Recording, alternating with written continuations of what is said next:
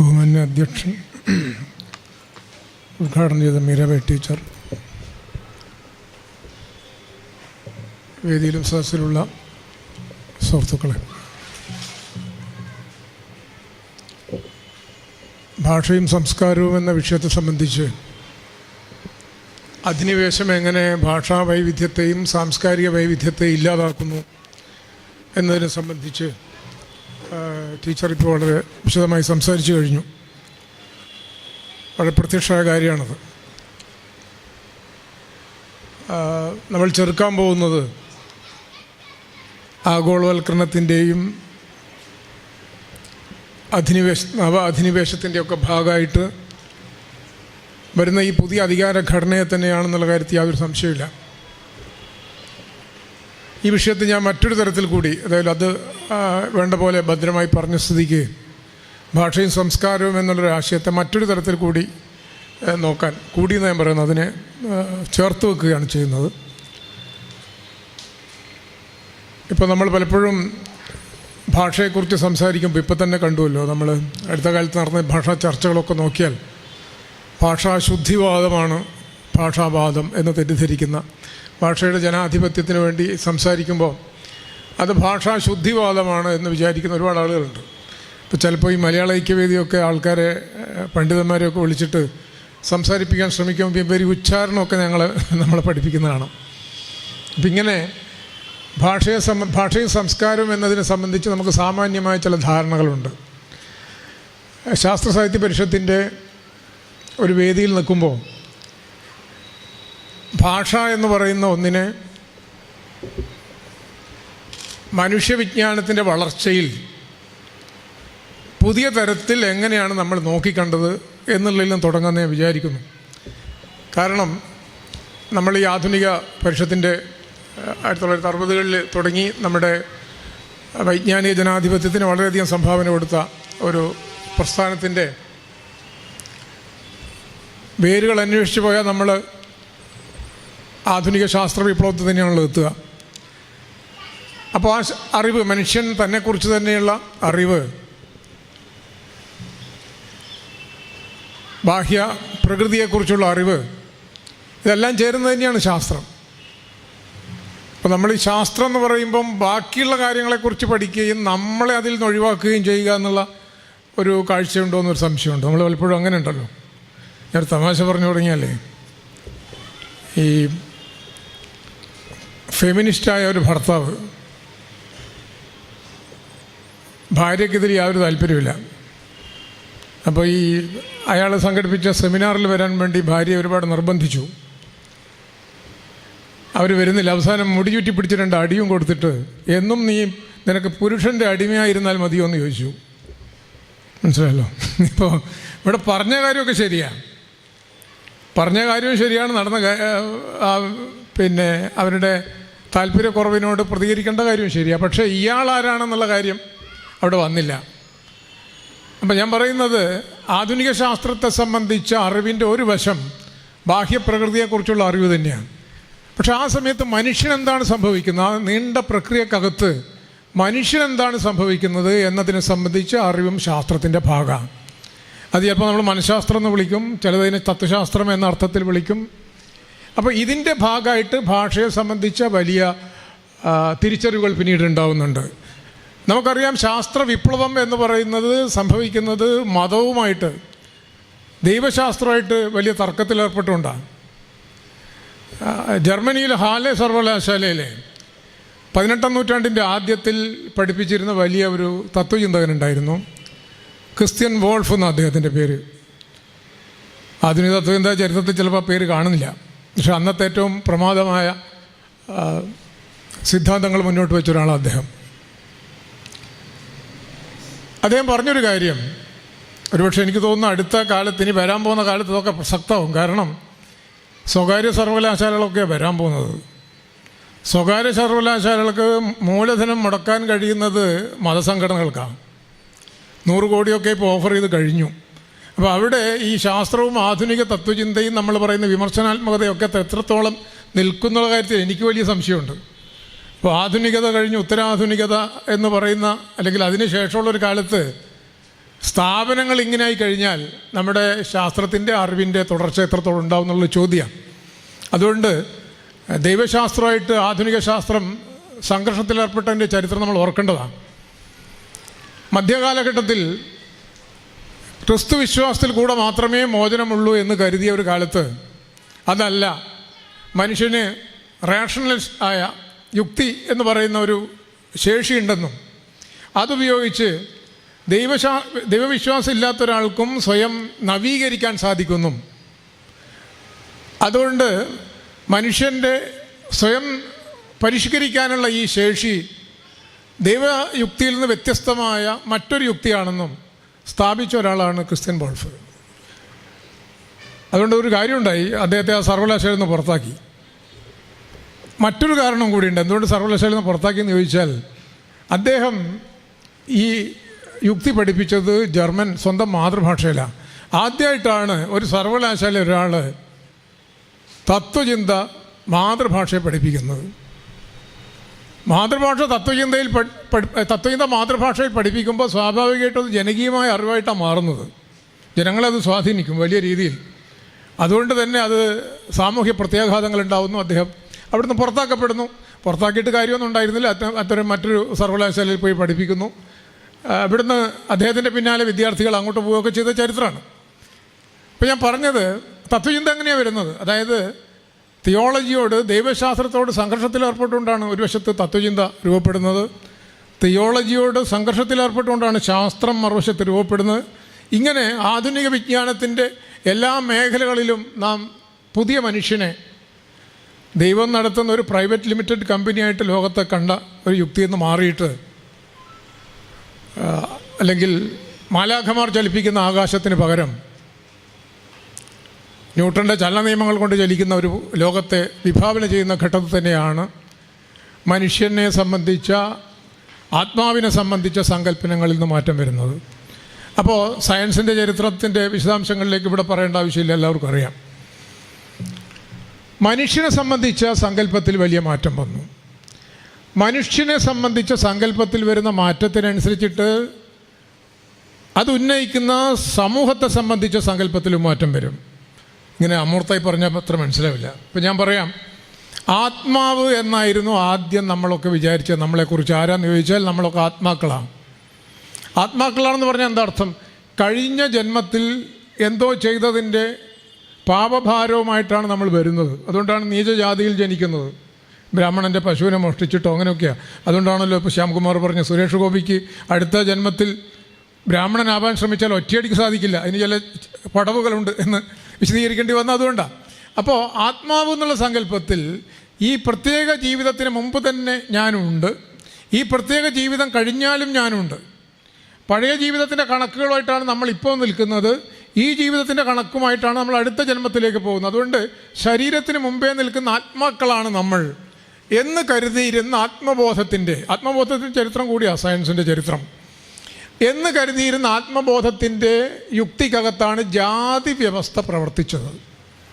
ജാതി സമൂഹം നിലനിൽക്കണമെങ്കിൽ, അതുകൊണ്ടാണ് മഹാത്മാഗാന്ധിയോട് വൈക്കം സത്യാഗ്രഹത്തിൻ്റെ കാലത്ത് നമ്പ്യാതിരി പറഞ്ഞത് എങ്ങനെയാണ് ഈ അയിത്തം ഇല്ലാതാക്കുക. കാരണം അവർ പഴയ ജന്മത്തിൻ്റെ ബാക്കി കൊണ്ട് ഇങ്ങനെ ജീവിക്കേണ്ടി വന്നതാണ്, നമുക്കത് ലംഘിക്കാൻ വകുപ്പില്ല, അങ്ങനെ ധരിച്ചതാണ്. അദ്ദേഹവും ആ ആശയത്തിൻ്റെ അടിമയാണ്, ഒരു പക്ഷേ അതിൻ്റെ ഇരയാണെന്ന് വേണേൽ പറയാം. ആ ജ്ഞാനശാസ്ത്രമാണത്. അതായത് ആത്മാവ് എന്ന് സങ്കല്പിക്കുമ്പോൾ നമുക്ക് ഇവിടെ നിന്ന് തിരുത്താൻ സാധിക്കില്ല, പഴയതിൻ്റെ ബാക്കി പത്രമായിട്ട് നിങ്ങളിവിടെ വരുന്നു, അതിനനുസരിച്ചിട്ടുള്ള മേൽക്കീഴ് സാമൂഹ്യ വ്യവസ്ഥയിൽ ജീവിക്കണം എന്ന് പറയുന്ന ഒന്നിനെയാണ് നമ്മൾ സാധാരണഗതിയിൽ മതത്തിൻ്റെ യുക്തിയിൽ അതുണ്ട്. മതസമൂഹത്തിൽ എപ്പോഴും ആത്മാവിൻ്റെ സങ്കല്പമുണ്ട്.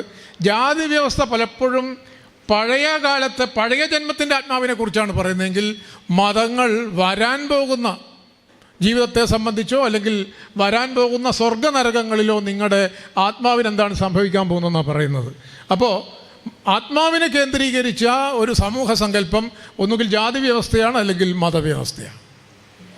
അതിനെ നിരാകരിച്ചുകൊണ്ടാണ് നമ്മൾ മനുഷ്യനെന്ന് പറയുന്നത് ആത്മാവല്ല ഈഗോ ആണ് എന്നുള്ള ആശയം വരുന്നത്.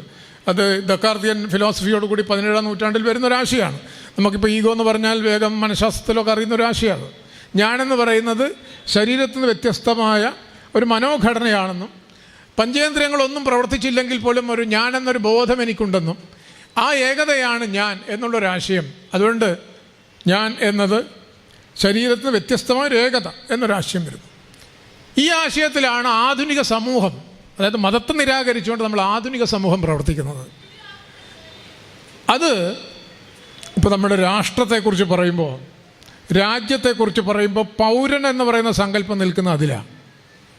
ഒരു പൗരൻ എന്ന് പറഞ്ഞാൽ നിങ്ങൾ ഒരാളാണ്, ഒറ്റയാണ്, ഇന്ത്യക്കാരനാണ്, അയാൾ പാകിസ്ഥാൻകാരനല്ല എന്നർത്ഥം. ഇത് തന്നെയാണ് മതവും പിന്നീട് സ്വീകരിച്ചത്.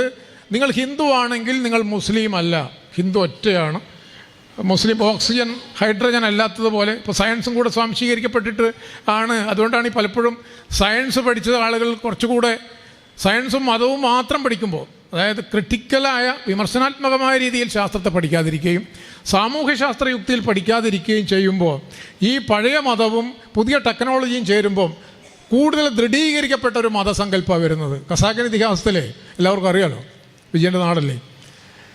ഖസാക്കിൻ ഇതിഹാസത്തിൽ ബ്രിട്ടീഷുകാരുടെ സ്കൂൾ വരുമ്പോൾ കുഞ്ഞാമിനെ കൊണ്ട് മൊല്ലാക്ക് ആണയിടിക്കുന്നുണ്ട്, അന്ത കാഫിരുടെ സ്കൂളിൽ പൊഗമാട്ടെ, ആ കാഫിരുടെ സ്കൂളിൽ പോകരുത്. അത് സയൻസ് പഠിക്കാത്ത മൊല്ലാക്കിയ കേട്ടോ. അത് മുജാഹിദ് പ്രസ്ഥാനവും ജമാഅത്ത് പ്രസ്ഥാനവും ഒക്കെ വരുന്നതിന് മുമ്പുള്ള മൊല്ലാക്കിയാണ്. അപ്പോൾ അദ്ദേഹം പറയുന്നു അന്ത കാഫിരുടെ സ്കൂളിൽ പുകമാട്ടെ. ഇപ്പോൾ കുഞ്ഞാമിനോട് ആണയിടാൻ പറയുന്നു, കുഞ്ഞാമിന് ആണയിടുന്നു, ഷെയ്ഖിനെ പിടിച്ച് ആണയിടുന്നു. മൊല്ലാക്കൊക്കെ തൃപ്തിയായില്ല. മൊല്ലാക്ക പറഞ്ഞു പോതിയെ പിടിച്ച് ആണയിടൂ. അപ്പോൾ ഷെയ്ഖിനെയും പോതിയെയും ഒന്നിച്ച് പിടിച്ച് ആണയിടുന്ന ബഹുത്വപൂർണമായൊരു മതസങ്കല്പത്തിലാണ് നമ്മുടെ ഈ ആധുനിക യുക്തി വരുന്നതിന് മുമ്പുള്ള മതങ്ങൾ. ഇപ്പം നമ്മൾ തെയ്യങ്ങൾ നോക്കിയാൽ അറിയാം, പലപ്പോഴും നമ്മൾ വീഡിയോ കാണുന്നുണ്ടാവും അല്ലേ, മതേതരമായ അതിൻ്റെ ആലിത്തെയ്യം പോലുള്ള സംഗതികൾ. പക്ഷേ ഈ പുതിയ യുക്തി, ഏകത എന്നുള്ള യുക്തി രൂപപ്പെട്ടതോടുകൂടി ഒരു മതക്കാരൻ അല്ല ഒരു മതക്കാരി അന്യമതത്തിൻ്റെ എന്തെങ്കിലും ഒന്ന് സ്വീകരിച്ചാൽ, പെരുമാറിയാൽ അത് മതവിരുദ്ധമാണ് എന്ന ഏകതായുക്തി രൂപപ്പെടുക, അതർ രൂപപ്പെടുക ചെയ്യുന്നത്. പണ്ടില്ലാത്തൊരു സാധനം. അത് ഒരു തരത്തിൽ പറഞ്ഞാൽ യാന്ത്രികമായി, ഇപ്പം ഞാൻ പറയാ ഇസ്ലാമും ഹിന്ദുവും മാത്രം അല്ലെങ്കിൽ ക്രിസ്ത്യാനിറ്റിയും മാത്രം പഠിച്ചൊരാൾ ഓക്സിജനും ഹൈഡ്രജനും ആവർത്തന പട്ടികയും പഠിച്ചാൽ ആ മാതൃക തൻ്റെ വ്യക്തിത്വത്തിലെടുത്താൽ താൻ ഹീലിയമാണെങ്കിൽ താൻ ഹൈഡ്രജൻ അല്ല എന്ന ലോജിക്കാണ് പഠിക്കുന്നത്. അതുകൊണ്ടാണ് യാതൊരു കുഴപ്പമില്ലാതെ ഇൻ്റർനാഷണൽ സ്കൂളിൽ നിന്ന് വർഗീയവാദികളെ പുറത്തേക്ക് വിടാൻ കഴിയുന്നത്. ഞാൻ പറയുന്നത് മനസ്സിലാവും ഞാൻ വിചാരിക്കുന്നു. ഖസാക്ക് പഠിക്കാതെ, സാഹിത്യം പഠിക്കാതെ, കേവലം മതവും ടെക്നോളജിയും മാത്രം പഠിച്ചാൽ കൂടുതൽ വർഗീയവാദികളായ ആളുകൾ, പഴയകാലത്ത് അങ്ങോട്ടും ഇങ്ങോട്ടും നെല്ലും കാർഷിക വിഭവങ്ങളൊക്കെ കൊടുത്തിരുന്ന കൂട്ടുകൃഷിയുടെ സംസ്കാരത്തിൽ നിന്ന് അതൊക്കെ ഇല്ലാതായി ഞാൻ എന്ന് പറയുന്ന ഒരു ഏക സാധനമാണെന്നും അത് മറ്റതിനെതിരാണെന്നും മറ്റത് എനിക്കെതിരാണെന്നുള്ള അപരത്തെ നിരാകരിക്കുന്ന ഒരു യുക്തി ആധുനിക മതവും ആധുനിക രാഷ്ട്രങ്ങളും ആധുനിക പൗരത്വങ്ങളും സ്വീകരിച്ചിരിക്കുന്നു. ഇതാണ് ഈ രണ്ട് ഘട്ടങ്ങൾ. ഈ രണ്ട് ഘട്ടവും കഴിഞ്ഞതിന് ശേഷമാണ് നമുക്ക് ഭാഷയെ സംബന്ധിച്ച സ്വത്വസങ്കല്പം വരുന്നത്. അത് കഴിഞ്ഞ 20-ാം നൂറ്റാണ്ടിൻ്റെ തുടക്കത്തിലാണ് യഥാർത്ഥത്തിൽ ഭാഷയെ സംബന്ധിച്ച് ഇന്ന് നമ്മൾ കരുതുന്ന മട്ടിലുള്ള പുതിയ സങ്കല്പങ്ങൾ രൂപപ്പെടുന്നത്. അതിൻ്റെ ചരിത്രത്തിലേക്ക് പോയാൽ കുറച്ച് വെള്ളം വേണ്ടി വരും. അതിൻ്റെ ചരിത്രത്തിലേക്ക് പോയാൽ ഇവിടെ ഒരു ചരിത്രവൽക്കരണം ആവശ്യമാണ്. എന്താണെന്ന് വെച്ചാൽ ഈ ആധുനിക ഭാഷാശാസ്ത്രം വരുന്നതിന് മുമ്പ് ആദ്യം ഉണ്ടായിരുന്ന ഭാഷാ പഠനത്തെ നമ്മൾ വ്യാകരണ പഠനം എന്നാണ് പറയുക അല്ലേ. പഴയ വ്യാകരണ മനുഷ്യന്മാർ എല്ലാവർക്കും അറിയാലോ, വ്യാകരണ മനുഷ്യന്മാർ.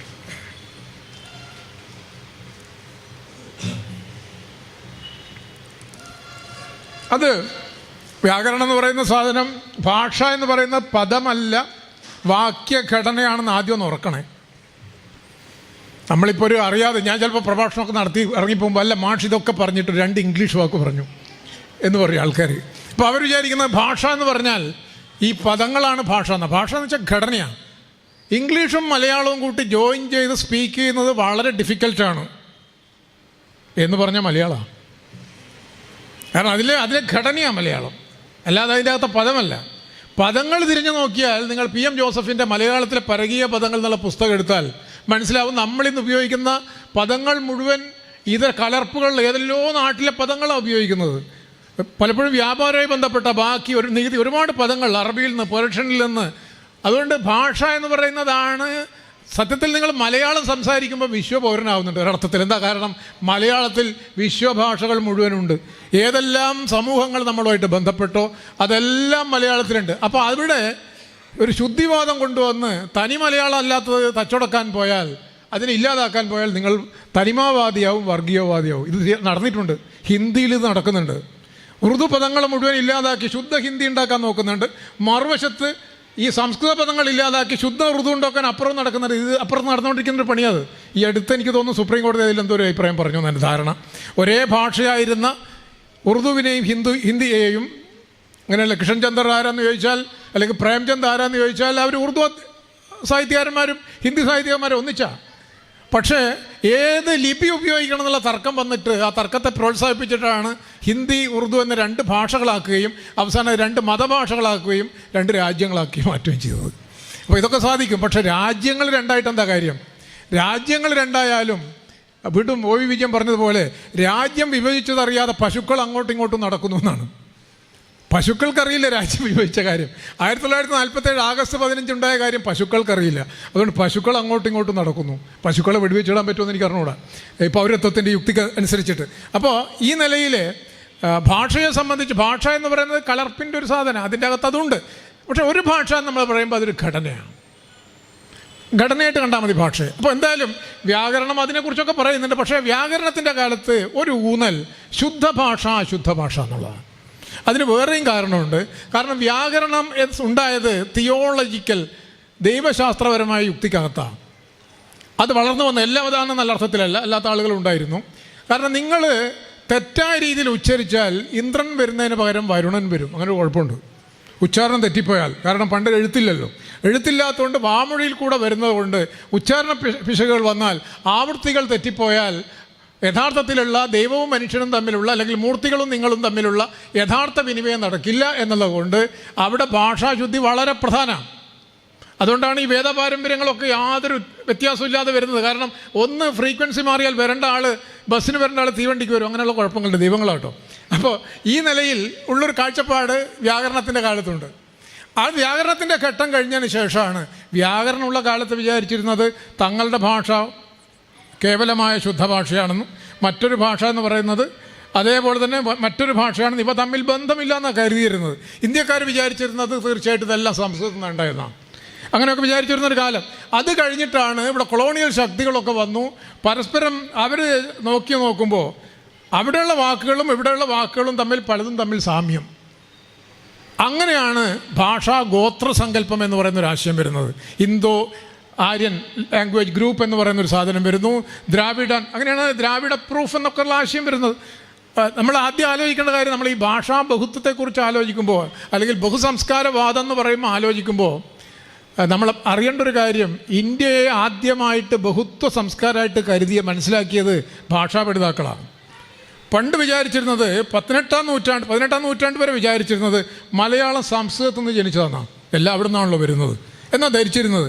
പക്ഷേ FW എല്ലിസ് എന്ന് പറയുന്ന ഒരു ഭാഷാ പണ്ഡിതൻ നോക്കിയപ്പോൾ അദ്ദേഹം മലയാളത്തിലെ പദങ്ങളും തമിഴിലെ പദങ്ങളും തെലുങ്കിലെ പദങ്ങളും കന്നഡത്തിലെ പദങ്ങളും നോക്കി, അതിൻ്റെ ഘടന നോക്കി, സംസ്കൃതത്തിൻ്റെ പദങ്ങളും നോക്കി, അതിൻ്റെ ഘടനയും നോക്കി.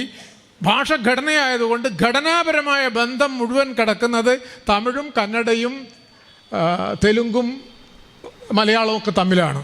അവിടെയാണ് ഭാഷാ ഗോത്രം, ദ്രാവിഡ ഭാഷാ ഗോത്രം എന്നൊരാശയം വന്നു. അതുകൊണ്ട് എന്തുണ്ടായി? സംസ്കൃതത്തിൽ നിന്ന് ജനിച്ചു എന്നുള്ള വാദം പിന്തള്ളപ്പെട്ടു. അതുകൊണ്ട് ഇന്ത്യ ഒരു ബഹുസംസ്കാരമാണ് എന്ന് ആദ്യം സ്ഥാപിക്കുന്നത് ഭാഷാ പഠനമാണ്. അത് ഫിലോളജിയുടെ ഒരു നേട്ടമാണത്. ആ ഫിലോളജി, പക്ഷേ ഫിലോളജിക്കുള്ളൊരു കാര്യം എന്താണെന്ന് വെച്ചാൽ, ഫിലോളജി പലപ്പോഴും പഴമയുടെ ഉള്ളിലേക്കാണ് പോകുന്നത്. പണ്ട് എന്തായിരുന്നു, ഇപ്പോഴെന്താണ് എന്ന് അന്വേഷിക്കുന്നത്. എന്നിട്ട് അതിൻ്റെ യുക്തികളും ഒക്കെ ചർച്ച ചെയ്യുന്നത്. തീർച്ചയായിട്ടും ഫിലോളജിയിൽ വലിയ സംഭാവനകൾ നൽകിയ ആളുകളുണ്ട്. ഫിലോളജിയുടെ ഫിലോസഫേഴ്സ് ഉണ്ട്. ഫ്രെഡറിക് നീഷെ ഒരു ഫിലോളജിസ്റ്റ് ആയിരുന്നു. ഞാൻ ആ വിശദാംശങ്ങളിലേക്ക് പോകുന്നില്ല. അതും കഴിഞ്ഞ്, അതായത് വ്യാകരണത്തിൻ്റെ ഘട്ടവും അത് കഴിഞ്ഞ് ഈ ഭാഷാ ഗോത്ര സങ്കല്പവും കഴിഞ്ഞിട്ട് ഫിലോളജിയുടെ ഘട്ടവും കഴിഞ്ഞിട്ടാണ് ഭാഷാവിജ്ഞാനം എന്ന മലയാളത്തിൽ ഫിലോളജിയെക്കുറിച്ച് പറയാം. അതും കഴിഞ്ഞിട്ടാണ് 20ാം നൂറ്റാണ്ടിൽ ഭാഷാശാസ്ത്രം, ആധുനിക ഭാഷാശാസ്ത്രം എന്നൊരാശയം വരുന്നത്. ഈ ആശയം ശുദ്ധം അശുദ്ധം എന്നുള്ള സങ്കല്പത്തെ തള്ളിക്കളഞ്ഞു. ഏറ്റവും വലിയൊരു മാറ്റം അതാണ്. ഇന്ന് മലയാളി സംസാരിക്കുന്നത് എന്തോ അതാണ് മലയാളം. ഇപ്പോൾ ചിലപ്പോൾ നമ്മൾ അറിയാതെ മലയാളം മാധ്യമം മലയാളമാക്കാൻ എന്ന് പറഞ്ഞാൽ ഗവൺമെൻറ് അംഗീകരിക്കില്ല. PSC പരീക്ഷ മലയാളത്തിലാക്കാൻ ശ്രമിച്ചാൽ നടക്കില്ല. പക്ഷേ ചിലപ്പോൾ എങ്കിലും സർക്കാരിൽ നിന്ന് ചില തെറ്റൂരം വരുന്നത് കാണാം. സർക്കുലർ എന്നുള്ളതിന് പകരം പരിപത്രം കണ്ടിട്ടുണ്ടാവുന്ന എനിക്ക് സർക്കാർ ഉദ്യോഗസ്ഥരോട് ഇല്ലേ? ഇത് ഭോഷ്ക. മലയാളം ഇന്ന് സംസാരിക്കുന്നത് എന്തോ അതാണ് മലയാളം. 2025 മലയാളി സംസാരിക്കുന്ന ഇതാണ് ആധുനിക ഭാഷാശാസ്ത്രം പറഞ്ഞ കാര്യം. ഒരു ഭാഷ എന്ന് പറയുന്നത് വർത്തമാനകാലത്ത് ഒരു ജനത സംസാരിക്കുന്നതാണെന്നും ഭാഷയെ കാണേണ്ടത് തിരശ്ചീന മാനത്തിലാണ് എന്നൊരാശയം വരിക. ഇങ്ങനെ വരുമ്പോൾ എന്തൊരു ഗുണമുണ്ട്? ഏറ്റവും പ്രധാനപ്പെട്ടൊരു ഗുണം, വാമൊഴി വരമൊഴി എന്ന് നേരത്തെ പറഞ്ഞ വാമൊഴിയെ രണ്ടാം കിടയായും വരമൊഴിയെ ശുദ്ധമായും കാണുന്ന യുക്തി പിന്തള്ളപ്പെട്ടു. ഇപ്പോൾ ഞാൻ വടകരക്കാരനാണ്. അപ്പോൾ അക്കാലത്ത് പഴയകാലത്ത് ഈ മലബാറിൽ അധ്യാപകർ കുറഞ്ഞ കാലത്ത് തിരുവിതാംകൂറിൽ നിന്നൊക്കെ വരുന്ന അധ്യാപകർ അവിടെയുള്ള അവർ വിചാരിക്കുന്ന ശുദ്ധ ഭാഷ നമ്മളെ പഠിപ്പിക്കാൻ വേണ്ടി ശ്രമിക്കും അല്ലേ? അങ്ങനെയൊക്കെയാണ് ശുദ്ധം എന്നുള്ള കാഴ്ച. ഇപ്പം ഞാൻ ഈ ശുദ്ധം അശുദ്ധം എന്ന് പറഞ്ഞാൽ എന്താ, അതിൻ്റെ യുക്തി എന്താണ്? നമ്മൾ ഈ നിരക്ഷരർ എന്ന് പറയുന്ന ആളുകൾ ഇവരൊക്കെ പറയുന്ന ഭാഷ തെറ്റാണെന്നല്ലേ നമ്മൾ പറയാം അല്ലേ? പാലക്കാട്ടിലെ ഒരു ഭാഗം ന്യൂനപക്ഷ തമിഴ് സംസാരിക്കുന്ന പ്രദേശം കൂടിയാണല്ലോ. ഇപ്പം ഞാൻ എൻ്റെ നാട്ടുഭാഷയിൽ, അതായത് പിന്നെ വടക്കൻ കേരള അത്യുത്തര കേരളത്തിൽ നിന്ന് പറയാം, കോരപ്പുഴക്ക് വടക്ക് വശത്ത് ഞങ്ങൾ നീ എന്ന് പറയുന്നതിന് വരെ ഇഞ്ഞി എന്നാണ് പറയാം. കേട്ടിട്ടുണ്ടാവും കുറച്ച് പേരെങ്കിലും അല്ലേ? അത് തെറ്റാണെന്നാണ് നമ്മൾ പറയുന്നത്, തെറ്റാണെന്നാണല്ലോ പറയുന്നത് അല്ലേ? അത് മലയാളമല്ല എന്നാണ് പറയുന്നത്. ഞാൻ തിരിച്ചൊരു വാദം മഹാപണ്ഡിതന്മാരുടെ മുമ്പിൽ തന്നെ വെച്ചിരുന്നു. തമിഴിലെ നാൻ മലയാളമായപ്പോൾ എന്തായി? ഞാനായി. അപ്പോൾ നീ എന്താകണം? ഇഞ്ഞിയാകണം. കൃത്യമല്ലേ? അപ്പോൾ സത്യം പറഞ്ഞാൽ ഇത്രയൊക്കെ ഉള്ളൂ കാര്യം. അതായത് അങ്ങനെ നോക്കിക്കഴിഞ്ഞാൽ കൂടുതൽ മെച്ചപ്പെട്ട മലയാളമാണ് വടക്കുള്ള ആളുകൾ പറയേണ്ടത്. കാരണം കുറച്ചുകൂടി തമിഴിൽ നിന്ന് കുറച്ചുകൂടി സ്വതന്ത്രമായി. അപ്പോൾ ഏത് നമ്മൾ നിരക്ഷരർ എന്ന് പറയുന്ന ആളുകളും സംസാരിക്കുന്ന ഭാഷക്കൊക്കെ അതിൻ്റെതായ ചരിത്രവും യുക്തികളും ഉണ്ട്. നമ്മൾ ആദ്യം മനസ്സിലാക്കണം. ഇതിൻ്റെ മേലെ അടിയന്തരാവസ്ഥ പ്രഖ്യാപിക്കാൻ ഒരാൾക്കും അധികാരമില്ല. ഒരു ജനത അതുവരെ സംസാരിച്ച ഭാഷയുടെ ഉച്ചാരണ രീതി ഒന്ന് തിരുത്താൻ ഒരു ദൈവം തമ്പുരാനും അധികാരമില്ല എന്നുള്ളതാണ് ആധുനിക ഭാഷാശാസ്ത്രം പറയുന്നൊരു കാര്യം. അങ്ങനെ പറയുമ്പോൾ ഇരുതര മൂർച്ചയുള്ളൊരു വാളാത് എന്ന് വെച്ചിട്ട് മാനക ഭാഷ എന്ന് പറയുന്ന ഒന്നില്ലെന്നാണോ? ഉള്ളതാണ്. കാരണം വാമൊഴി കഴിഞ്ഞ് നിങ്ങൾ അച്ചടിയിലേക്ക് പ്രവേശിക്കുമ്പോൾ നിങ്ങൾക്ക് മാനക ആവശ്യമാണ്. കാരണം അച്ചടി ഒരു പാഠപുസ്തകം ഉണ്ടാക്കുമ്പോൾ, ഫിസിക്സിൻ്റെയോ കെമിസ്ട്രിയുടെയോ ഒരു പുസ്തകം ഉണ്ടാക്കുമ്പോൾ കാസർഗോട്ടെന്നും ഇപ്പോൾ എല്ലാം വീഡിയോയിൽ കാണുമില്ലേ, കാസർഗോഡൻ ഭാഷയൊക്കെ തമാശ രൂപത്തിലൊക്കെ ചിലപ്പോൾ പറയും. അതും ഒരു കാര്യമാണ്. മാനക ഭാഷ, ഹീറോയിൻ്റെ ഭാഷ, നായകൻ മാനക ഭാഷ പറയുക അല്ലേ? വില്ലനും കോമാളികളും നാട്ടുഭാഷ പറയുന്നൊരു വൈരുദ്ധ്യമുണ്ട്. അത് മാറിയ കുറച്ചൊക്കെ എന്നിട്ടും ഉണ്ട്. രാജമാണിക്യത്തിലെത്തുമ്പോഴപ്പോൾ ഒരു കോമാളിത്തരമുണ്ട്. ഒരു നല്ല ഹീറോ, സോക്കോൾഡ് ഹീറോ ആവുന്നില്ല. പോട്ടെ, അതിലേക്ക് നമ്മൾ പോകേണ്ടതില്ല. എങ്കിലും ഞാൻ പറയുന്നത് മാനക ഭാഷ അതുകൊണ്ട് വേണ്ടെന്നല്ല. മാനക ഭാഷ വേണം. അടുത്ത ഭാഷാ സമൂഹത്തിൻ്റെ അടുത്ത വളർച്ചയിൽ അച്ചടി എന്ന് പറയുന്ന സാങ്കേതിക വിദ്യ വരുമ്പം മാനക ഭാഷ ആവശ്യമാണ്. കാരണം കാസർഗോഡ് മുതൽ പാറശാല വരെ ആളുകൾക്ക് ഇത് ആവശ്യമുണ്ട്. ഇത് മനസ്സിലാക്കേണ്ടതുണ്ട്. അതുകൊണ്ട് മാനക ഭാഷയെ മറ്റൊരു ഉപഭാഷയെ കണ്ടാൽ മതി, അത്രയേ ഉള്ളൂ. ഒന്ന് മറ്റൊന്നിനും നിരാകരിക്കേണ്ട ആവശ്യമില്ല. ഇപ്പോൾ പാഠപുസ്തകം എനിക്ക് എൻ്റെ കടത്തനാടൻ ഭാഷയിൽ കീഞ്ഞു വായുന്ന ഭാഷയിൽ എഴുതാൻ പറ്റില്ല അല്ലേ? ഇറങ്ങി ഓടി അങ്ങനെയൊക്കെയുള്ള ആവശ്യം വരും. അത് ഏത് ഉപയോഗിക്കുന്നുള്ളത് വീണ്ടും അവിടെ തർക്കമുണ്ടെങ്കിൽ കൂടി ഒരു പൊതുഭാഷ ആവശ്യമാണ്. അതുകൊണ്ട് വിജ്ഞാന സമൂഹമായിട്ട് നമ്മൾ മാറുമ്പോൾ, അല്ലെങ്കിൽ ആധുനിക വിജ്ഞാനങ്ങൾ വരുമ്പോൾ, ആധുനിക ഭരണകൂട സങ്കല്പങ്ങൾ വരുമ്പോൾ, കോടതി വരുമ്പോൾ, ഇതെല്ലാം വരുമ്പോൾ തീർച്ചയായിട്ടും നമുക്കൊരു മാനക ഭാഷ ആവശ്യമാണ്. പക്ഷേ അപ്പോഴും ഒന്ന് മെച്ചം മറ്റത് മോശം എന്ന് കരുതേണ്ടതില്ല. ഇതാണ് നമ്മൾ എടുക്കേണ്ട നിലപാട്. അതിലൊന്ന് മോശം മറ്റത് മെച്ചം എന്നുള്ള ഒരു വിധി പ്രസ്താവം ആവശ്യമില്ല. ഇത് ഒന്നിൻ്റെ ആവശ്യം മറ്റൊന്ന്, മറ്റൊന്നിൻ്റെ ആവശ്യം മറ്റൊന്ന്. മാത്രമല്ല സാഹിത്യത്തിൻ്റെ ഭാഷ, അല്ലെങ്കിൽ കലയുടെ ഭാഷ, സിനിമയുടെ ഭാഷ, ചിലപ്പോൾ നമ്മുടെ വീഡിയോകളുടെ ഭാഷ, അതൊക്കെ അതിൻ്റെ റൂട്ട് പലപ്പോഴും വാമൊഴിയില്ല അല്ലേ? ഇപ്പോൾ കസാക്ക് വാമൊഴി ഇല്ലാതാക്കിയാൽ കസാക്കുണ്ടോ? വാമൊഴി ഇല്ലാതാക്കിയാൽ കസാക്കില്ല. കസാക്കിൻ്റെ ജീവൻ മുഴുവൻ കിടക്കുന്ന വാമൊഴിയില്ല. സ്മാരകശിലകളിൽ കിടക്കുന്ന അങ്ങനെയാണ്. അലാഹയുടെ പെൺമക്കൾ കിടക്കുന്ന അങ്ങനെയാണ്. സാഹിത്യത്തിനത് ആവശ്യമാണ്. കാരണം കുറച്ചുകൂടി അനുഭൂതി ശേഷി നാട്ടുഭാഷയിലുണ്ട്. ഇപ്പോൾ നമുക്കറിയാലോ, നാട്ടുഭാഷയിൽ തെറി വിളിച്ചാൽ സ്വന്തം നാട്ടിലെത്തി നാട്ടുഭാഷ തെറി വിളിച്ചാൽ നമുക്കൊരു സൗഹൃദമായിട്ടാണ് തോന്നുന്നത്. പക്ഷേ സ്റ്റാൻഡേർഡ് ലാംഗ്വേജിൽ തെറി വിളിക്കുമ്പോൾ അതൊരു സ്റ്റേറ്റിൻ്റെ ഒരു ഭരണകൂടത്തിൻ്റെ ഒരു സംഗതി പോലെ നമുക്ക് തോന്നുക. അപ്പോൾ അവിടെയൊക്കെ വ്യത്യാസമുണ്ട്. എങ്കിൽ പോലും അച്ചടി ഭാഷ നമ്മൾ പറയുന്ന ഭാഷയുടെയും അത് ബൗദ്ധികമായ ആധുനിക വിജ്ഞാനങ്ങളുടെ ബൗദ്ധിക വിനിമയത്തിനും കൂടിയുള്ള ഒരു ഭാഷ. അങ്ങനെ കണ്ടാൽ മതി. ആ ബൗദ്ധിക വിനിമയത്തിനും മാതൃഭാഷയിലാണ്, അതിൽ ഘടനയാണ് ഭാഷ എന്നുള്ളത് കൊണ്ട് അവിടെ ശ്രദ്ധിക്കേണ്ടത്. ഭാഷ ഘടനയായതുകൊണ്ട് ആ ഘടനാപരമായ അനുഭൂതിശേഷി മാനക ഭാഷക്കുണ്ട്. ഞാനത് പറയാൻ കാരണം ചില ആളുകൾ ഇത് രണ്ടും തമ്മിൽ ഏറ്റുമുട്ടുന്ന യുക്തിയിൽ വെക്കുന്ന അർത്ഥമില്ല. ഏറ്റുമുട്ടൽ യുക്തിയിൽ വെക്കാൻ സാധ്യമല്ല. എന്തെന്നാൽ ഘടനാപരമായ ആനുഭൂതിക ശേഷി മാനക ഭാഷക്കുണ്ട്. അതേസമയം അതിൻ്റെ വാമൊഴി എന്നുള്ള നിലയിലുള്ള അതിൻ്റെ സ്വയം പര്യാപ്തതയും തനിമയും അവിടെ ഉണ്ട് താനും. അതും മാറിക്കൊണ്ടിരിക്കും. ഇതൊന്നും നിശ്ചല രാശിയിൽ നിൽക്കുന്നതല്ല. ഇതെല്ലാം തമ്മിൽ പരസ്പരം വിനിമയം ചെയ്തുകൊണ്ടാണ് പോകുന്നത്. ഇങ്ങനെ നമ്മൾ ഭാഷയെ കാണാൻ കഴിയുന്ന മട്ടിലുള്ള ഒരു മാറ്റം ഭാഷാശാസ്ത്രം ഉണ്ടാക്കിയെടുത്തു. അതുകൊണ്ട് ഭാഷാശാസ്ത്രമാണ് ഒരുപക്ഷെ ഭാഷാ പഠനത്തിലെ ഫ്യൂഡലിസത്തെ, ജന്മിത്തത്തെ, നാടുവാഴ്ത്തത്തെ ഇല്ലാതാക്കിയത്, ഈ കോയ്മാവാദങ്ങളെ ഇല്ലാതാക്കിയത്. അത് ഫെർഡിനൻഡ് ഡി സുഷൂറിൻ്റെ പേരിലൊക്കെ പറയാം. ഇതൊക്കെ MA ക്ലാസ്സിലൊക്കെ കുട്ടികൾ പഠിക്കുന്നില്ല, പക്ഷേ ഈ മട്ടിൽ പഠിപ്പിക്കില്ല. കുറേ ഈ സാധാരണഗതിയിൽ പിന്നെ dy/dx എന്ന് പറഞ്ഞ് കാൽക്കുലസ് തുടങ്ങുന്ന പോലെ കുറേ കാര്യങ്ങൾ പറഞ്ഞു പോകുന്നേ ഉള്ളൂ. ഇതിങ്ങനെ പറയില്ല. അപ്പോൾ ഇതാണ് അതിൻ്റെ കാര്യം. മാത്രമല്ല പ്രധാനപ്പെട്ട ഒരു കാര്യം, ഭാഷയിൽ അവർ കണ്ടെത്തിയ എല്ലാവർക്കും അറിയുന്നൊരു കാര്യമാണ് എങ്കിൽ കൂടി പറഞ്ഞൊരു കാര്യം, വാക്കും അർത്ഥവും തമ്മിൽ നമ്മൾ സങ്കല്പിക്കുന്ന ബന്ധമല്ലാതെ സ്വയം ഒരു ബന്ധമില്ല. ചെറിയ കാര്യമാണ്, പക്ഷേ അതിൻ്റെ ഉള്ളിൽ വേറെ ഒരുപാട് അപകടങ്ങൾ കിടക്കുന്നുണ്ട്. ഇപ്പോൾ നമ്മൾ പറയാറുണ്ട് തമാശയിലും ചിലപ്പോൾ കാര്യത്തിലും, ഇപ്പോൾ CAT എന്ന് എഴുതുന്നു, കാറ്റ് എന്ന് വായിക്കുന്നു, പൂച്ച എന്നർത്ഥം. എന്തൊരു ബുദ്ധിമുട്ടാണ് ഇംഗ്ലീഷിൽ. നമ്മളെന്ത് ചെയ്യുന്നു, പൂച്ച എന്ന് എഴുതുന്നു, പൂച്ച എന്ന് വായിക്കുന്നു, ആ സാധനം ജീവി പൂച്ച തന്നെയാണ് അല്ലേ. അപ്പോൾ നമ്മളെ സംബന്ധിച്ചിടത്തോളം ജീവി പൂച്ചയാണ്. പക്ഷേ ഈ പൂച്ച എന്നുള്ള വാക്കും കൊണ്ട് ഉത്തരേന്ത്യയിൽ പോയാൽ അത് ജീവിയല്ല, അത് വേറൊരു സാധനമായി മാറും അല്ലേ. അത് ക്രിയയായിട്ട് മാറും. പൂച്ച ചോദിച്ചു എന്നാകും. അപ്പോൾ വാക്കും അർത്ഥവും തമ്മിലുള്ള ബന്ധം ആ ഭാഷക സമൂഹവുമായിട്ടുള്ളൊരു കരാർ മാത്രമാണ്. ഈ സമൂഹത്തിന് പുറത്ത് ഈ പദങ്ങൾക്ക് യാതൊരു അർത്ഥവുമില്ല എന്ന് പറഞ്ഞാൽ എന്താ അർത്ഥം? എന്ന് പറഞ്ഞ അർത്ഥം ഭാഷയെ സംബന്ധിച്ച മന്ത്രവാദ വീക്ഷണം അവസാനിച്ചു എന്നർത്ഥം.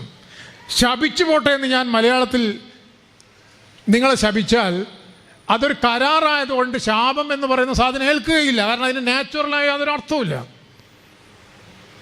ഇപ്പോൾ നമ്മൾ ജ്യോതിഷത്തിൽ ലഗ്നത്തിൻ്റെ ബന്ധം, അത് ലഗ്നം വിട്ടുപോയാൽ ആ ബന്ധമില്ലാത്തതുപോലെ ഈ പറയുമ്പോൾ ഈ സമൂഹത്തിൻ്റെ ആ പ്രത്യേക സന്ദർഭത്തിലുള്ള അർത്ഥമല്ലാതെ അതിന് മറ്റൊരർത്ഥമില്ല. അതുകൊണ്ട് ആളുകളുടെ ശാപം ഏറ്റുവാങ്ങിക്കൊള്ളൂ, ഒരു കുഴപ്പമില്ല.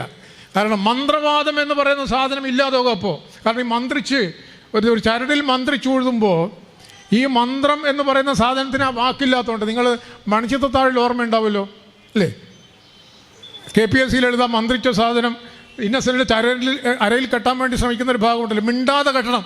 മിണ്ടിയ എന്താ സംഭവിക്കുക? മിണ്ടിയാൽ ആ മിണ്ടിയ വാക്കും കൂടെ ഈ ആദ്യം പറഞ്ഞ മന്ത്രത്തോട് ചേർന്ന് രാസപ്രവർത്തനം നടക്കും. അപ്പോൾ ഈ മന്ത്രമില്ലാതായി പോകും. ഇതാ പ്രശ്നം. അപ്പോൾ വാക്കിൻ്റെ അകത്ത് അർത്ഥം ഇങ്ങനെ ഉൾക്കൊള്ളുന്നു എന്നും അതൊരു ദൈവിക മാന്ത്രിക സാന്നിധ്യമായിട്ട് നിൽക്കുന്നു എന്ന ആശയം നിരാകരിക്കപ്പെടുന്നു ആധുനിക ഭാഷാശാസ്ത്രത്തിൽ. ഭാഷാശാസ്ത്രമുണ്ട്. ശാസ്ത്രാഹിത്യ പരിഷത്ത് അന്ധവിശ്വാസത്തിനെ പറയുമ്പോൾ സയൻസ് മാത്രം പറഞ്ഞാൽ പോലെ ഭാഷയും കൂടെ പറയണമെന്ന് ഞാൻ പറയാം. ആധുനിക ഭാഷാശാസ്ത്രം കൂടെ വിശദീകരിച്ചു കൊടുത്താൽ കൂടുതൽ വ്യക്തമാവും. കാരണം ഈ വാക്കിൻ്റെ അകത്ത് അർത്ഥം കുടികൊള്ളാത്തത് കൊണ്ട് നിങ്ങൾ രണ്ടുപേർ തമ്മിൽ, ഇപ്പം എനിക്കും എൻ്റെ 4 സുഹൃത്തുക്കൾക്ക് വേണമെങ്കിൽ ഒരു ഭാഷ ഉണ്ടാക്കാം അല്ലേ. ഇപ്പോൾ അങ്ങനെ ഉണ്ടല്ലോ, മൈഗുരുഡ് എന്ന് പറയുന്നൊരു ഭാഷയുണ്ട്, പണ്ട് മലബാർ കലാപകാലത്ത് ഉണ്ടാക്കിയത്. അതിലുപയോഗിക്കുന്ന വാക്കുകൾക്ക് എന്തെങ്കിലും അർത്ഥമുണ്ടോ? നമുക്ക് അർത്ഥമില്ല, പക്ഷെ അവർക്ക് അർത്ഥമുണ്ട്.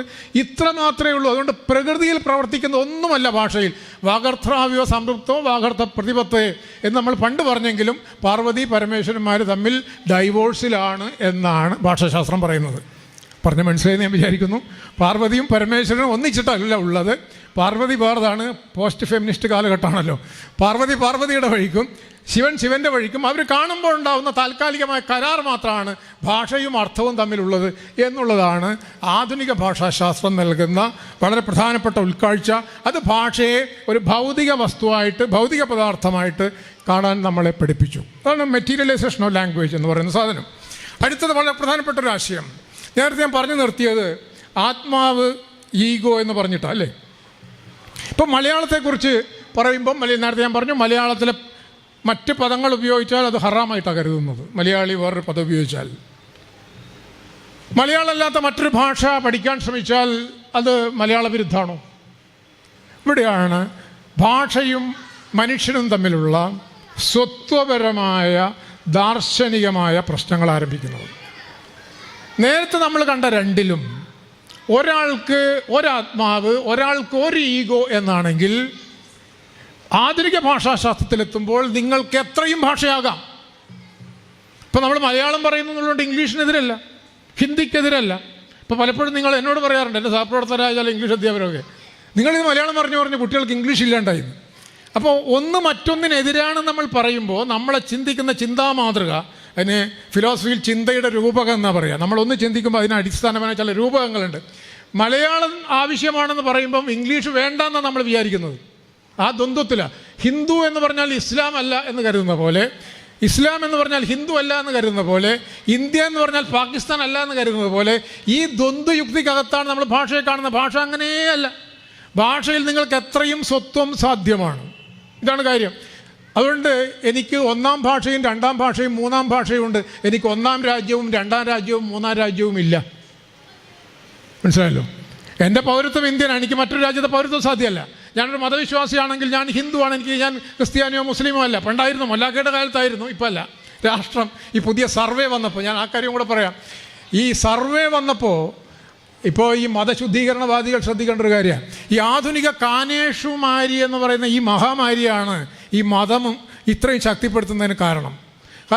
വടക്ക് കിഴക്കൻ സംസ്ഥാനത്തിൽ ഒരു കാലത്ത് ഈ കാനേഷുമാരിക്കാർ ആദ്യമായിട്ട് ചെന്നപ്പോൾ അവരോട് ചോദിച്ചു, മറ്റു പലതും എടുക്കുന്നതിൻ്റെ കൂട്ടത്തിൽ നിങ്ങളുടെ മതം എന്താണെന്ന് ചോദിച്ചു. അവർക്ക് മനസ്സിലായില്ല എന്താ ഈ മതം എന്ന് പറഞ്ഞാൽ. അപ്പോൾ പറഞ്ഞു, ഇന്നിന്ന അനുഷ്ഠാനങ്ങളാണെങ്കിൽ നിങ്ങൾ ഇന്നിന്ന മതം, ഇന്നിന്ന അനുഷ്ഠാനങ്ങളാണെങ്കിൽ നിങ്ങൾ ഇന്നിന്ന മതം. ആദ്യത്തെ പറഞ്ഞ അനുഷ്ഠാനങ്ങളാണെങ്കിൽ നിങ്ങൾ ഹിന്ദു മതം, രണ്ടാമത് പറഞ്ഞ അനുഷ്ഠാനങ്ങളാണെങ്കിൽ നിങ്ങൾ മുസ്ലിം മതം.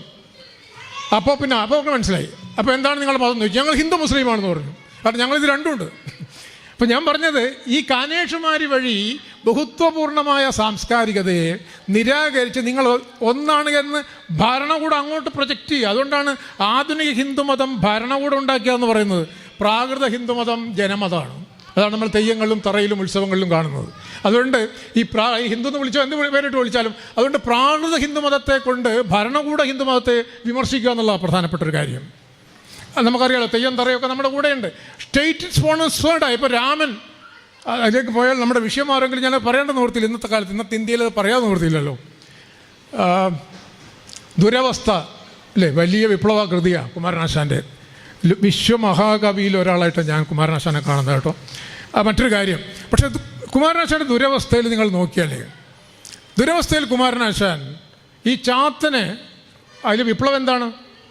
വിപ്ലവം സാവിത്രി എന്ന് പറയുന്ന ഒരു ബ്രാഹ്മണ യുവതി ചാത്തൻ എന്ന് പറയുന്ന ഒരു പൊലേനെ കല്യാണം കഴിക്കുന്ന വലിയ കാര്യമാണ്. വിപ്ലവം തന്നെയാണ്, സംശയമില്ല. ആ വിപ്ലവമൊക്കെ കഴിഞ്ഞു. ഇനി നമുക്ക് അതിൽ മറ്റ് ചില കാര്യങ്ങൾ പറയാം. പക്ഷേ അവിടെ കുമാരനാശാൻ ഈ ചാത്തനെതിരെ ചില കേസുകൾ കൊടുക്കുന്നുണ്ട്, ചില കുറ്റങ്ങൾ ആരോപിക്കുന്നുണ്ട്. എന്താ കുറ്റം? അക്ഷരമെന്നത് അറിവിയില്ല, ചാത്തനും യക്ഷിയും പേയും അവർക്ക് ദൈവം. ഇതാണ് കേസ്. അക്ഷരമറിഞ്ഞുകൂടാ, യക്ഷിയെ ആരാധിക്കുന്നു, പ്രേതത്തെ ആരാധിക്കുന്നു. കേസായത്. ആർക്കെതിരെയുള്ള കേസ്? ചാത്തനെതിരെ, ഇവിടുത്തെ അവർണ സമുദായങ്ങൾക്കെതിരെയുള്ള കേസാണ്. എന്നിട്ട് എന്താ സംഭവിക്കുന്നത്? മിശ്രവിവാഹം എന്ന് പറഞ്ഞാൽ വിവാഹമില്ല, മനുഷ്യവിവാഹമുള്ളത് വേറെ കാര്യം. എങ്കിലും ആ കല്യാണം കഴിഞ്ഞതിന് ശേഷം എന്ത് സംഭവിക്കുന്നു? പോസ്റ്റ് മാരിറ്റൽ പീരീഡിൽ സംഭവിക്കുന്നത് ഈ ചാത്തനും യക്ഷിയും പ്രേതവും ഒക്കെ ഇല്ലാതാകുകയും കൃഷ്ണൻ എന്ന് പറയുന്ന ദൈവം ആ കുടുംബദേവതയായി മാറുകയും ചെയ്യുന്നു. രാമനും കൃഷ്ണനും എന്ന് പറയുന്ന ഈ നാടുമായി അത്തരത്തിൽ ബന്ധമില്ലാതിരുന്ന, നമ്മുടെ സാക്ഷര സംസ്കൃതിയുമായിട്ട് മാത്രം ബന്ധപ്പെട്ട ദൈവത്തെ കൊണ്ടുവരികയും ഈ കാണുന്ന മാടനും മറുതയും ഉൾപ്പെടെയുള്ള ദൈവത്തെ നിരാകരിച്ച് രാഷ്ട്രമതത്തിന് പറ്റുന്ന ഒന്നാക്കി ഉത്ഗ്രഥിത മതമാക്കി മാറ്റുകയും ചെയ്തത്. ഇതെന്തുകൊണ്ട് സംഭവിച്ചു എന്ന് വെച്ചാൽ, കുമാരനാശാൻ്റെ മറ്റെല്ലാ കവിതകളിലും ബൗദ്ധ സംസ്കൃതിയാണ് ആധികാരികമെങ്കിൽ ദുരവസ്ഥയിൽ ബ്രിട്ടീഷ് കൊളോണിയലിസമാണ് ആധികാരികം. ബ്രിട്ടീഷ് രാജാവിൻ്റെ പൊന്തിനോടുകൂടി ഞാൻ ഈ സമൂഹത്തെ ഉദ്ധരിക്കുന്നതാണ് സാവിത്രി പറയുന്നത്. മറ്റെടുത്തതല്ല, മറ്റത് ബുദ്ധനാണ് അല്ലേ?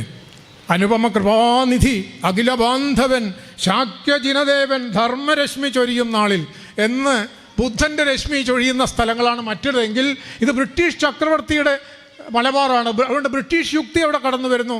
മുസ്ലിം അപരനായിത്തീരുന്നു. നോക്കൂ, രാമൻ കൃഷ്ണൻ രംഗപ്രവേശം ചെയ്യുന്നതോടുകൂടി സ്റ്റേറ്റ് റിലീജിയൻ വരുന്നു, മറ്റത് പുറത്താകുന്നു. മറ്റത് ജനമതത്തെ, ജനകീയ മതത്തെ അതിൽ അന്ധവിശ്വാസങ്ങളൊക്കെ നിരാകരിക്കണം, അത് എല്ലാം പോക്കണം, അതുപോലെ കാര്യം അത് പരിഷത്തൊക്കെ പറയുന്ന കാര്യമാണ്, പൂർണ്ണമായി ശരിയാണ്. പക്ഷേ ഒന്ന് തെറ്റും മറ്റത് ശരിയുമാകുന്നത് എങ്ങനെയെന്നുള്ള ചോദ്യം. അതുകൊണ്ടാണല്ലോ ഈ അന്ധവിശ്വാസ ബില്ല് വെള്ളത്തിലായത്, അങ്ങനെയാണല്ലോ അല്ലേ. അമൃതാനന്ദമയ അന്ധവിശ്വാസമാണോ അല്ലയോ കുടുങ്ങി, സ്റ്റേറ്റ് കുടുങ്ങി. അയോധ്യ അന്ധവിശ്വാസമാണോ അല്ലയോ, സ്റ്റേറ്റ് കുടുങ്ങി. ഇപ്പോൾ എന്തെങ്കിലും രണ്ട് മന്ത്രം ചൊല്ലി വെള്ളം കൊടുക്കുന്ന മൊയ്ലിയാർ അന്ധവിശ്വാസിയും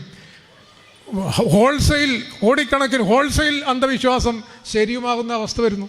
ഇപ്പം ഞാൻ പറഞ്ഞു വന്നിത്രയേ ഉള്ളൂ, ഈ ഏകത്വം എന്ന് പറയുന്ന ഒന്നിലേക്ക് ഉത്ഗ്രഥിക്കപ്പെടുന്നത് ആധുനിക ഘട്ടത്തിലാണെന്നും ആ ഏകത്വം അതിൻ്റെ ഉള്ളിലുള്ള ബഹുത്വത്തെ മുഴുവൻ നിരാകരിച്ചതുപോലെ അതിൻ്റെ ആധുനിക ഘട്ടത്തിലാണ് സ്റ്റേറ്റ് എന്ന് പറയുന്ന ഒരു സാധനം ഇതിനെ മുഴുവൻ ഏകീകരിച്ച് കൊണ്ടുവരികയും മറ്റത് എതിരാണെന്ന് വരികയും ചെയ്തത്. പക്ഷേ ഭാഷ അങ്ങനെയല്ല, ഭാഷ ജനകീയമാണ്, നിങ്ങൾക്ക് എത്രയും ഭാഷ പഠിക്കാം. അതുകൊണ്ട് എനിക്ക് 1ാം ഭാഷയുണ്ട്, 2ാം ഭാഷയുണ്ട്, 3ാം ഭാഷയുണ്ട്, ഇനിയും ഞാൻ ഭാഷകൾ പഠിക്കും. ഇതാണ് നമ്മൾ ആദ്യം എടുക്കേണ്ട ഒരു നിലപാട്. ഈ നിലപാട് മറ്റിടത്തേക്കും പോകണമെന്ന് എൻ്റെ അഭിപ്രായം കേട്ടോ. ഈ നിലപാട് മറ്റിടങ്ങളിലേക്കും പോകേണ്ടതാണ്. സത്യത്തിൽ ഇതാണ് ജനകീയ നിലപാട്, ഇതാണ് ശരിയായ നിലപാട്. അതുകൊണ്ട് ചിറ്റൂരിലിരിക്കുന്ന ഒരു തമിഴിനെ സംബന്ധിച്ചിടത്തോളം അയാളുടെ 1ാം ഭാഷ തമിഴായിരിക്കെ 2ാം ഭാഷ മലയാളമാകാം. ഇതാണ് യുക്തി. സേതുരാമൻ എന്ന് പറയുന്ന അല്ലേ, അറിയാലോ, കെ സേതുരാമൻ IPS ഉദ്യോഗസ്ഥന്, അദ്ദേഹം തമിഴനാണ്, പക്ഷേ മലയാളിയാണ്, 2ാം ഭാഷ മലയാളമാണ്. അവിടെ 2 തരത്തിലുള്ള 1-2 ഭാഷകളുണ്ട്. വിദ്യാഭ്യാസ മേഖലയിൽ സ്റ്റേറ്റ് പറയുന്ന 1-2 ഭാഷയുണ്ട്, അതല്ലാതെ ജനകീയ തലത്തിൽ പറയുന്ന 1-2 ഭാഷകളുണ്ട്. ഇപ്പോൾ കാസർഗോഡൻ അതിർത്തിയിലേക്ക് പോയാൽ അവിടെ 1-ലേറെ ഭാഷകളുണ്ട്. അവിടെ ഒരു ഭാഷയല്ല, 2 ഭാഷയല്ല, 3 ഭാഷയല്ല. ഇതാണ് ജനകീയമായ സംസ്കാരം, ജനകീയ ദേശീയത എന്ന് വിളിക്കുന്ന ഇതിനെയാണ്. നമ്മൾ ഈ ദേശീയതാ സങ്കല്പത്തിൽ വന്ന ഏറ്റവും വലിയ പരിമിതി ഭാഷ കൊണ്ടുവരുന്നത് ഒരു സാമൂഹ്യ ദേശീയതയാണ്. കാരണം എനിക്ക് തമിഴും അറിയാം, അപ്പുറത്തെ തമിഴിനോട് സംസാരിക്കാൻ ഞാൻ തമിഴ് ഉപയോഗിക്കുന്നു അല്ലേ, തമിഴൻ എന്നോട് സംസാരിക്കുന്നു, ആദിവാസി ഗോത്രമേഖലയിൽ ഗോത്രഭാഷ അയാൾ സംസാരിക്കുന്നു, അയാൾ എന്തെങ്കിലും കാര്യങ്ങൾ തെരുവിൽ കൊണ്ടുവരണമെങ്കിൽ അയാൾക്ക് മലയാളം അറിയാത്ത ആളുകളുണ്ട്. ഈ നിലയിൽ ബഹുത്വപൂർണ്ണമാണ്. സ്റ്റേറ്റ് പറയുന്നതല്ല സാമൂഹ്യ ഭാഷ എന്ന് പറയുന്നത്, അത് പലതരത്തിലുള്ള ഭാഷകളാണ്. സ്റ്റേറ്റ് ഇതിനെ ഉത്ഗ്രഥിച്ചിട്ട് ഏകദേശം ഒന്നാക്കി മാറ്റുകയും ഒന്ന് മറ്റൊന്നിനെതിരാക്കി മാറ്റുകയും, സത്യത്തിൽ ഹിന്ദിയാണോ അവിടെ നിർബന്ധമായി പഠിപ്പിക്കേണ്ടതെന്നുള്ള ചോദ്യമൊക്കെ വന്നത് അങ്ങനെയാണ്. തമിഴിന് ആ ചോദ്യം ചോദിക്കുന്നുണ്ടല്ലോ ഇപ്പോൾ. അതുകൊണ്ട് ജനസമൂഹത്തിൻ്റെ ഭാഷാ സങ്കല്പമാണ് ശരിയായ സങ്കല്പം. അത് കലർപ്പുള്ള ഭാഷയാണ്, 1-ലേറെ ഭാഷകൾ അവർക്കറിയാം. പക്ഷേ നിങ്ങളുടെ സമൂഹത്തിൻ്റെ ഭാഷയാണ് നിങ്ങളുടെ സാമൂഹിക ജീവിതം സാക്ഷാത്കരിക്കേണ്ട ഭാഷ, നിങ്ങളുടെ തൊട്ടടുത്ത സമൂഹത്തിൻ്റെ ഭാഷയാണ് നിങ്ങളുടെ ഭാഷ. ഇതിനെയാണ് നമ്മൾ മാതൃഭാഷ എന്ന് വിളിക്കുന്നത്, അത്രയേ ഉള്ളൂ. ഇതതിൻ്റെ അകത്ത് പ്രാധാന്യത്തിൻ്റെ വ്യത്യാസം, അത് സന്ദർഭത്തിനനുസരിച്ച് മാറുകയും ചെയ്യും. ഞാനിപ്പോൾ ഇംഗ്ലണ്ടിൽ പോയാൽ ഞാൻ ഇംഗ്ലീഷ് സംസാരിക്കുമ്പോൾ എൻ്റെ 1ാം ഭാഷ ഒന്ന് മാറി നിൽക്കും, എൻ്റെ മാതൃഭാഷ അപ്പോൾ തൽക്കാലം ഒന്ന് മാറി നിൽക്കും. ഞാൻ ഹിന്ദിക്കാരനോട് സംസാരിക്കുമ്പോൾ എൻ്റെ ഭാഷ തൽക്കാലം മാറി നിൽക്കും. ഇങ്ങനെ മാറി നിൽക്കാൻ ശേഷിയുള്ള സ്വത്വസങ്കല്പം ഭാഷയിലേ ഉള്ളൂ, മതത്തിലില്ല. മതത്തിൽ ഞാൻ മുസ്ലിമാണെങ്കിൽ ഹിന്ദുവോട് സംസാരിക്കുമ്പോൾ ഞാൻ മുസ്ലിമായിട്ട് തന്നെയാണ് സംസാരിക്കുന്നത്. ഞാൻ പാകിസ്ഥാൻകാരനോട് സംസാരിക്കുമ്പോൾ ഞാൻ ഇന്ത്യക്കാരനായിട്ട് തന്നെയാണ് സംസാരിക്കുന്നത്. പക്ഷേ തമിഴറിയാവുന്ന ഞാൻ തമിഴിനോട് സംസാരിക്കുമ്പോൾ അവിടെ എൻ്റെ അതിർത്തികളെ, എൻ്റെ സ്വത്വത്തിൻ്റെ അതിർത്തികളെ ഞാൻ നിരാകരിക്കുന്നുണ്ട്. അവിടെ അപരനും ഞാനും ഐക്യപ്പെടുന്നുണ്ട്. ഈ ഐക്യശേഷിയാണ്, അതുകൊണ്ടാണ് ഭാഷാദേശീയതയാണ് ഏറ്റവും അയവുള്ളതും അപരങ്ങളെ ഉത്ഗ്രഥിക്കാൻ കഴിയുന്നതും ആന്തരികമായി ബഹുത്വപൂർണ്ണമാകുന്നത്. ഇതിനെ രാഷ്ട്രയുക്തിക്കകത്തേക്ക് കൊണ്ടുവരാൻ ശ്രമിക്കുന്ന ആളുകളുണ്ട്, ശ്രദ്ധിക്കണം. ഇപ്പോൾ നവനിർമ്മാണ സേനയും ശിവസേനയും മറാഠിയെ കാണുന്നത് നമ്മൾ കാണുന്ന പോലെയല്ല. ഇപ്പോൾ കേരളത്തിൽ നമ്മളിത് കാണുന്നതിൻ്റെ കാര്യം, കേരളത്തിലുണ്ടായ സാമൂഹ്യ മുന്നേറ്റങ്ങളുടെ ഭാഗമായിട്ട് നമുക്ക് ഈ ജനാധിപത്യത്തിൻ്റെ ഭാഗമായിട്ട് ഇതിനെ കാണാൻ കഴിയുന്നത്. അപ്പോൾ ഈ നിലയിൽ ഭാഷാ ബഹുത്വം എന്ന് പറയുന്നത്, ഭാഷാ ജനാധിപത്യം എന്ന് പറയുന്നത് ഈ വിവിധ ഭാഷകളെ ഉൾക്കൊള്ളല. പക്ഷേ അതിൽ ഏറ്റവും പ്രാഥമികമായിട്ടുള്ളത് എന്താണ്? അതിൽ ആ പ്രദേശത്തെ ഭരണകൂടം സ്വീകരിക്കേണ്ട ഭാഷ എന്താണ്? ഏത് ഭാഷയിലാണ് പഠനമാധ്യമം ഉണ്ടായിരിക്കേണ്ടതെന്ന് ചോദിക്കുമ്പോൾ മാതൃഭാഷ രംഗത്തേക്ക് വരുന്നു. അവിടെ ഒരു കാര്യമുണ്ട്, അവിടെ ഈ മാതൃഭാഷ എന്നുള്ള നിർവചനത്തിൻ്റെ ഒരു പ്രശ്നം അവിടെ കിടക്കുന്നുണ്ട്. എന്താ നിർവചനത്തിൻ്റെ പ്രശ്നം? മാതൃഭാഷ എന്ന് പറഞ്ഞാൽ എല്ലാവർക്കും അറിയാം, മറ്റുള്ള ഭാഷകൾ ബാക്കിയെല്ലാവരും പറയേണ്ട ആവശ്യമില്ലല്ലേ, കേവലം ധാത്രിമാർ. പക്ഷേ ഈ മാതൃഭാഷ എന്നുള്ള സങ്കല്പം തന്നെ ഒരു നവോത്ഥാന ആശയമാണ്. നമ്മൾ ഈ മാതൃഭാഷ എന്ന് പറയുമ്പോൾ വേദ ഉപനിഷത്ത് കാലഘട്ടത്തിലുള്ള സങ്കല്പമൊന്നുമല്ല. മാതൃഭാഷ എന്ന് പറയുന്ന നവോത്ഥാന കാലഘട്ടത്തിൽ വേദഭാഷയ്ക്കെതിരെ ബൈബിൾ പ്രചരിച്ചിരുന്ന ലത്തീൻ ഭാഷ മാത്രമല്ല ആധികാരിക ഭാഷ എന്നും, സാഹിത്യം രചിക്കേണ്ടത് സ്വന്തം മാതൃഭാഷയിലാണ്, സ്വന്തം ഭാഷയിലാണ് എന്നൊരു സാഹചര്യം വരുമ്പോഴാണ് മാതൃഭാഷയെ ഡിവൈൻ കോമഡി എഴുതിയ ദാന്തെ നിർവചിക്കുന്നത്. അദ്ദേഹം ഇങ്ങനെയാണ് നിർവചിച്ചത്, പലയിടത്തും ഞാൻ പറഞ്ഞതാണ്. ഏതൊരു ഭാഷയിലാണോ ആയമാർ സംസാരിക്കുന്നത് അതാണ് മാതൃഭാഷ. ശ്രദ്ധിക്കേണ്ട ഒരു കാര്യം അത്, പ്രത്യേകിച്ചും മലയാളി ശ്രദ്ധിക്കേണ്ട ഒരു കാര്യമാണ്. നേരത്തെ ടീച്ചർ പറഞ്ഞല്ലോ, അതായത് വീട്ടിൻ്റെ അകത്ത്, ഇപ്പം നേരത്തെ സ്കൂളിലെ കാര്യമാണ് ടീച്ചർ പറഞ്ഞത്, വീട്ടിൻ്റെ അകത്ത് തന്നെ കുട്ടികളോട് ഇംഗ്ലീഷിലേക്കും പറയുന്നത് അല്ലേ, കാരണം അത്രയും പോയി ആഭിജാത്യം പോകാതിരിക്കാൻ വേണ്ടി. പക്ഷേ നിങ്ങൾ ഈ വരേണ്യരായ നിങ്ങൾ വീട്ടിൽ, ഞാൻ അപ്പർ ക്ലാസ്സിനെ കുറിച്ചാണ് പറയുന്നത്, നിങ്ങൾ വരേണ്യരായ നിങ്ങൾ വീട്ടിൽ കുട്ടിയെ നിങ്ങൾ ഇംഗ്ലീഷ് പഠിപ്പിച്ചാലും കുട്ടിയെ നോക്കാൻ വേണ്ടി നിൽക്കുന്ന ആയ ഉണ്ടല്ലോ, ആ ആയ മലയാളം പറയും. അതുകൊണ്ടാണ് ആയയുടെ ഭാഷയാണ് മാതൃഭാഷ, അതാണ് സമൂഹത്തിൻ്റെ ഭാഷ. എത്ര ക്രാന്തദർശിയാണ് ദാന്തെ എന്ന് ആലോചിക്കണം. മലയാളിയെ മുൻകൂട്ടി അദ്ദേഹം കണ്ടിട്ടുണ്ട്. ഏകദേശം 900 കൊല്ലം മുമ്പേ അദ്ദേഹം കണ്ടു മലയാളി ഇങ്ങനെ ആയിരിക്കും എന്നുള്ളത്. അതുകൊണ്ട് സമൂഹത്തിൻ്റെ ഭാഷയാണ് മാതൃഭാഷ.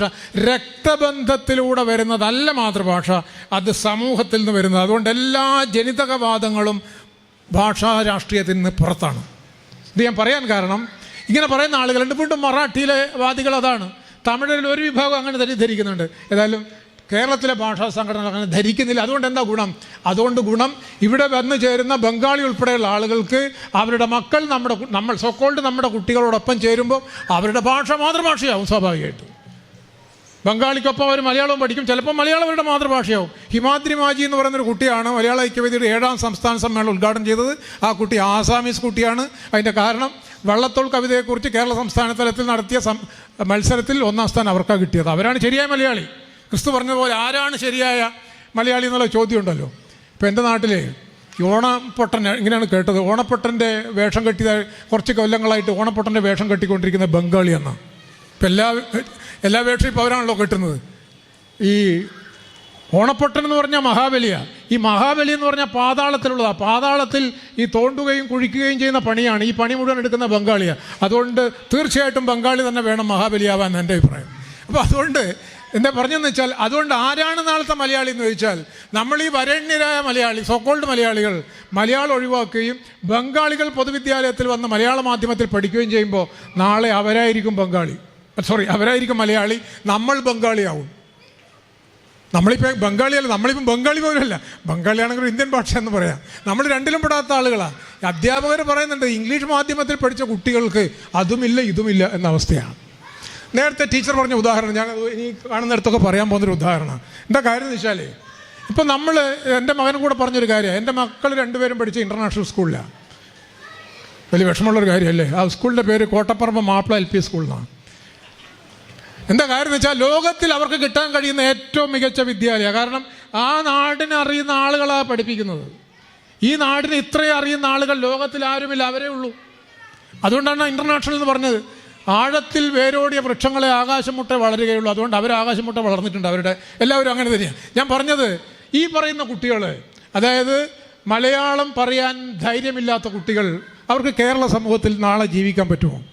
അതിഥിയോട് സംസാരിക്കാൻ ധൈര്യമില്ലാത്ത കുട്ടികൾക്ക് കേരളത്തിൽ ഒരു ഉദ്യോഗസ്ഥനാവാൻ ധൈര്യം ഉണ്ടാകുമോ? എന്തുകൊണ്ട് നമ്മുടെ കുട്ടികൾ വിദേശത്തേക്ക് പോകുന്നു എന്ന് ചോദിച്ചാൽ പല കാരണങ്ങളുണ്ട്. പക്ഷേ ഞാൻ ഭാഷാപരമായ ഒരു കാരണം പറയാം. നിങ്ങൾ ആദ്യം തന്നെ ആ കുട്ടിയോട് പറയുന്നത് എന്താ? നിങ്ങളുടെ നാടിതല്ല അല്ലേ. പഴയ കാലത്ത് പെൺകുട്ടികളോട് പറയല്ലോ, നീ ഇവിടെ വളരേണ്ടതല്ല, നീ കെട്ടിയവൻ്റെ വീട്ടിൽ വളരണ്ടെന്ന് പറയുമ്പോൾ കുട്ടി 10 വയസ്സിൽ അങ്ങനെ പറഞ്ഞു കഴിഞ്ഞാൽ പിന്നെ ആ കുട്ടിക്ക് ആ വീടിനോട് യാതൊരു മമതയുണ്ടാവില്ല. കാരണം അവിടെയാണല്ലോ ഇനി വളരേണ്ടത്. എന്നതുപോലെ ചെറിയ കുട്ടിയോട് നിങ്ങൾ പറയുന്നു ഇംഗ്ലീഷാണ് നിൻ്റെ മാതൃഭാഷ, നീ ജീവിക്കേണ്ടത് ലണ്ടനിലാണ് യൂറോപ്പിലാണെന്ന് പറഞ്ഞാൽ പിന്നെ വളർന്നു കഴിഞ്ഞാൽ അവൻ ഈ മിണ്ടാൻ ഭാഷയുമില്ല. അവനോട് എന്ത് ചെയ്യണം? അവൻ എൻ സ്വദേശം കാൺമതിനായി ഞാൻ തനിയെ പോവുകയാണ്. മനസ്സിലായല്ലോ. കാരണം നിങ്ങൾ ആദ്യം പറഞ്ഞു അതാണ് സ്വദേശം എന്ന്.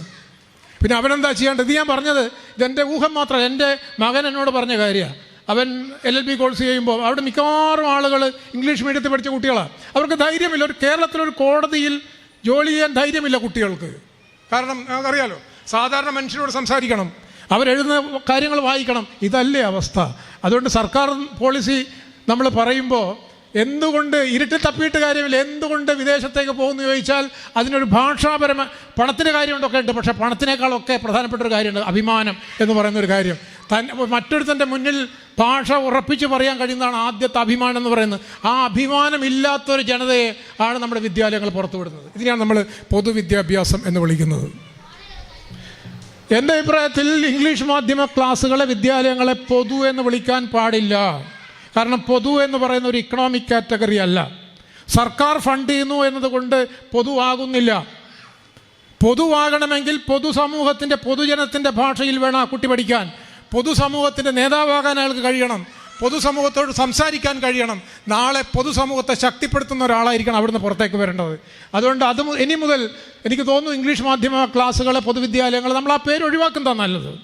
ത്രിശങ്കു എന്നൊക്കെ പേരിടുന്ന ത്രിശങ്കു ക്ലാസ്സുകളെന്നോ ത്രിശങ്കു വിദ്യാലയങ്ങളെന്നോ പേരിടുന്നത് നല്ലതാണ്. കാരണം പൊതു എന്ന് പറഞ്ഞാൽ എന്താണ്? എന്താ ഈ പൊതു എന്ന് പറയുന്നത്? പൊതു നമ്മൾ ഉണ്ടാക്കിയെടുത്തൊരു സാധനമാണ്. പൊതു എന്ന് പറഞ്ഞ ഒരു ഭാഷാ സമൂഹമായിരുന്നു ആദ്യത്തെ പൊതു.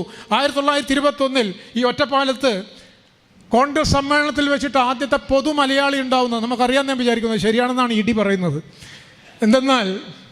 എന്തെന്നാൽ അതിനു മുമ്പ് തിരുവിതാംകൂറും കൊച്ചിയും മലബാറുമായി നിൽക്കുന്ന കാലത്ത് അങ്ങനെ ഒരു പൊതു മലയാളിയില്ല.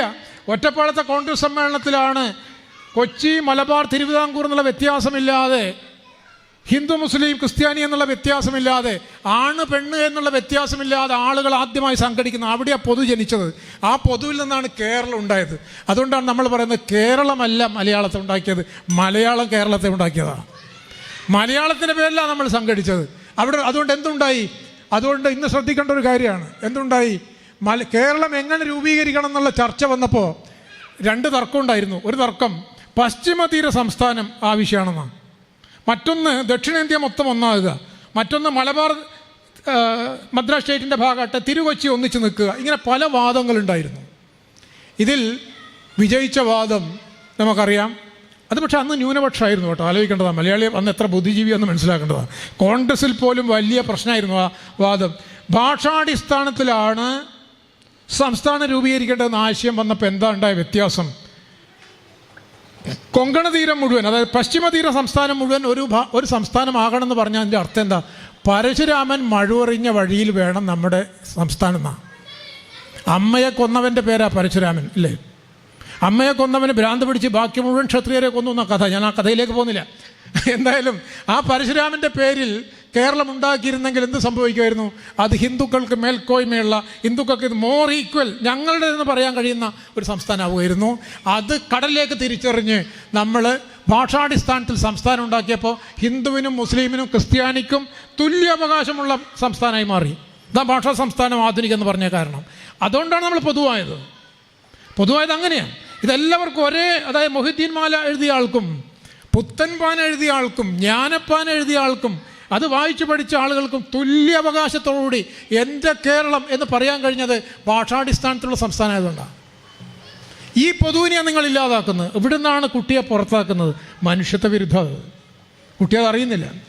അവിടത്തേക്കാണ് പുറത്താക്കുന്നത്. കുട്ടിയെ നിങ്ങൾ പുറത്താക്കി കഴിഞ്ഞു.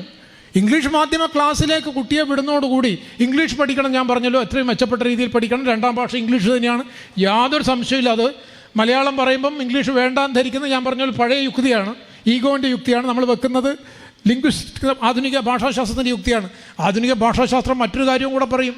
നിങ്ങൾ ഭാഷ ഉപയോഗിക്കുകയല്ലേ എന്ന ഭാഷയിൽ നിന്ന് നിങ്ങൾ ജനിക്കുക ചെയ്തെന്നും കൂടെ പറയും. കാരണം നിങ്ങൾക്ക് മുമ്പേ ഭാഷയുണ്ട്, നിങ്ങളിലൂടെ ഭാഷ വിനിമയം ചെയ്യപ്പെടുകയാണ് ചെയ്യുന്നതെന്ന് പറയും. ഞാൻ പറഞ്ഞത് മലയാളി എന്ന് പറയുന്ന ഒന്ന്, മലയാളി സ്വത്വത്തെ ഞാൻ അംഗീകരിക്കുന്ന ഒരാളല്ല. പക്ഷേ ആധുനിക കേരളം എന്ന് പറയുന്ന ഒന്ന് രൂപപ്പെട്ടത് ഭാഷാടിസ്ഥാനത്തിലാണ്. അതിൻ്റെ അർത്ഥം ഇവിടുത്തെ കോടതി ഭാഷ, ഇവിടുത്തെ വിദ്യാഭ്യാസ മാധ്യമം, ഇവിടുത്തെ ഭരണഭാഷ ഉൾപ്പെടെയുള്ളതെല്ലാം, അതായത് ഭരണകൂടം ജനകീയമായിരിക്കണം എന്ന് പറഞ്ഞതിന് അർത്ഥമുള്ളൂ. അതിൻ്റെ അർത്ഥം അത്രയേ ഉള്ളൂ. അതായത് ഇപ്പോൾ നമ്മളിപ്പോൾ തിയററ്റിക്കലായി പറഞ്ഞാൽ ഈ ഭാഷാ രാഷ്ട്രീയ പ്രശ്നം കൊളോണിയൽ സമൂഹത്തിൽ മാത്രമുള്ള ഒരു പ്രശ്നമാണ്.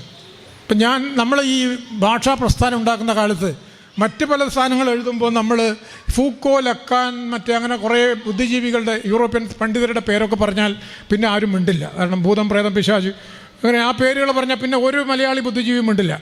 പക്ഷേ ഈ ഭാഷാ രാഷ്ട്രീയം പറയുമ്പോൾ ഇങ്ങനെയുള്ള ഒരാളെയും കാണുന്നില്ല. കാരണം എന്താ കാര്യം? അത് അവിടുത്തെ പ്രശ്നമല്ല. അവിടെ ഇംഗ്ലണ്ടിനെ സംബന്ധിച്ചിടത്തോളം, ഫ്രാൻസിനെ സംബന്ധിച്ചിടത്തോളം അവിടുത്തെ ജനഭാഷയും ഭരണഭാഷയും ഒന്നാണ്. അവർക്ക് ആ പ്രശ്നമില്ല. വ്യത്യാസം മനസ്സിലായി ഞാൻ വിചാരിക്കുന്നു. അത് തന്നെ എങ്ങനെ രൂപപ്പെട്ടു? അത് രൂപപ്പെട്ടതിൻ്റെ പിന്നിലൊരു ചരിത്രമുണ്ട്. അതായത് മധ്യകാലഘട്ടത്തിൽ, കുരിശ് യുദ്ധങ്ങളുടെ കാലഘട്ടത്തിൽ മതത്തിൻ്റെ പേരിൽ അവർ സമരം ചെയ്തു, യുദ്ധം ചെയ്തു, ആയിരക്കണക്കിന് ആളുകൾ കൊല്ലപ്പെട്ടു. ആദ്യത്തെ കുരിശ് യുദ്ധത്തിൽ മുസ്ലിങ്ങളും ക്രിസ്ത്യാനികളും തമ്മിലാണ് സംഘർഷം.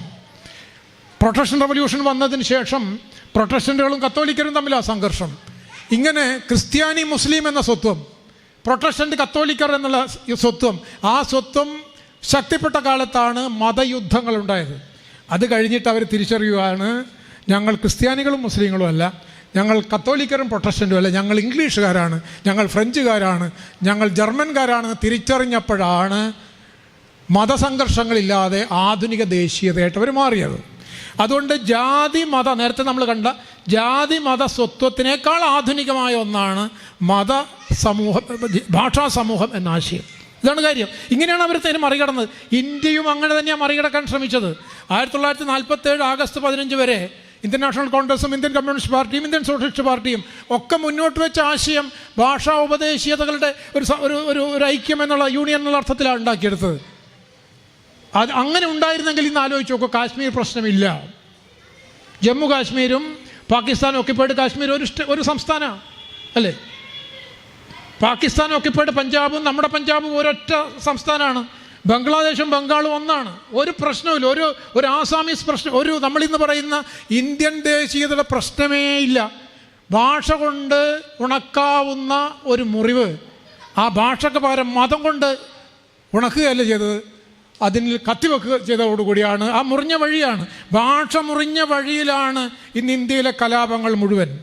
ഇന്ന് 28 പേര് കാശ്മീരിൽ ജീവൻ കൊടുത്തിട്ടുണ്ടെങ്കിൽ അതിൻ്റെ പിന്നിൽ ഈ ഒരു കാര്യമുണ്ട്. നോക്കൂ, മലബാർ കേരളത്തിൽ നിന്ന് പുറത്തു പോയിരുന്നെങ്കിൽ എന്ത് സംഭവിക്കുമായിരുന്നു? ജാതിയുടെ മതത്തിൻ്റെയോ പേരിൽ അത് തന്നെ അവിടെ സംഭവിച്ചത്.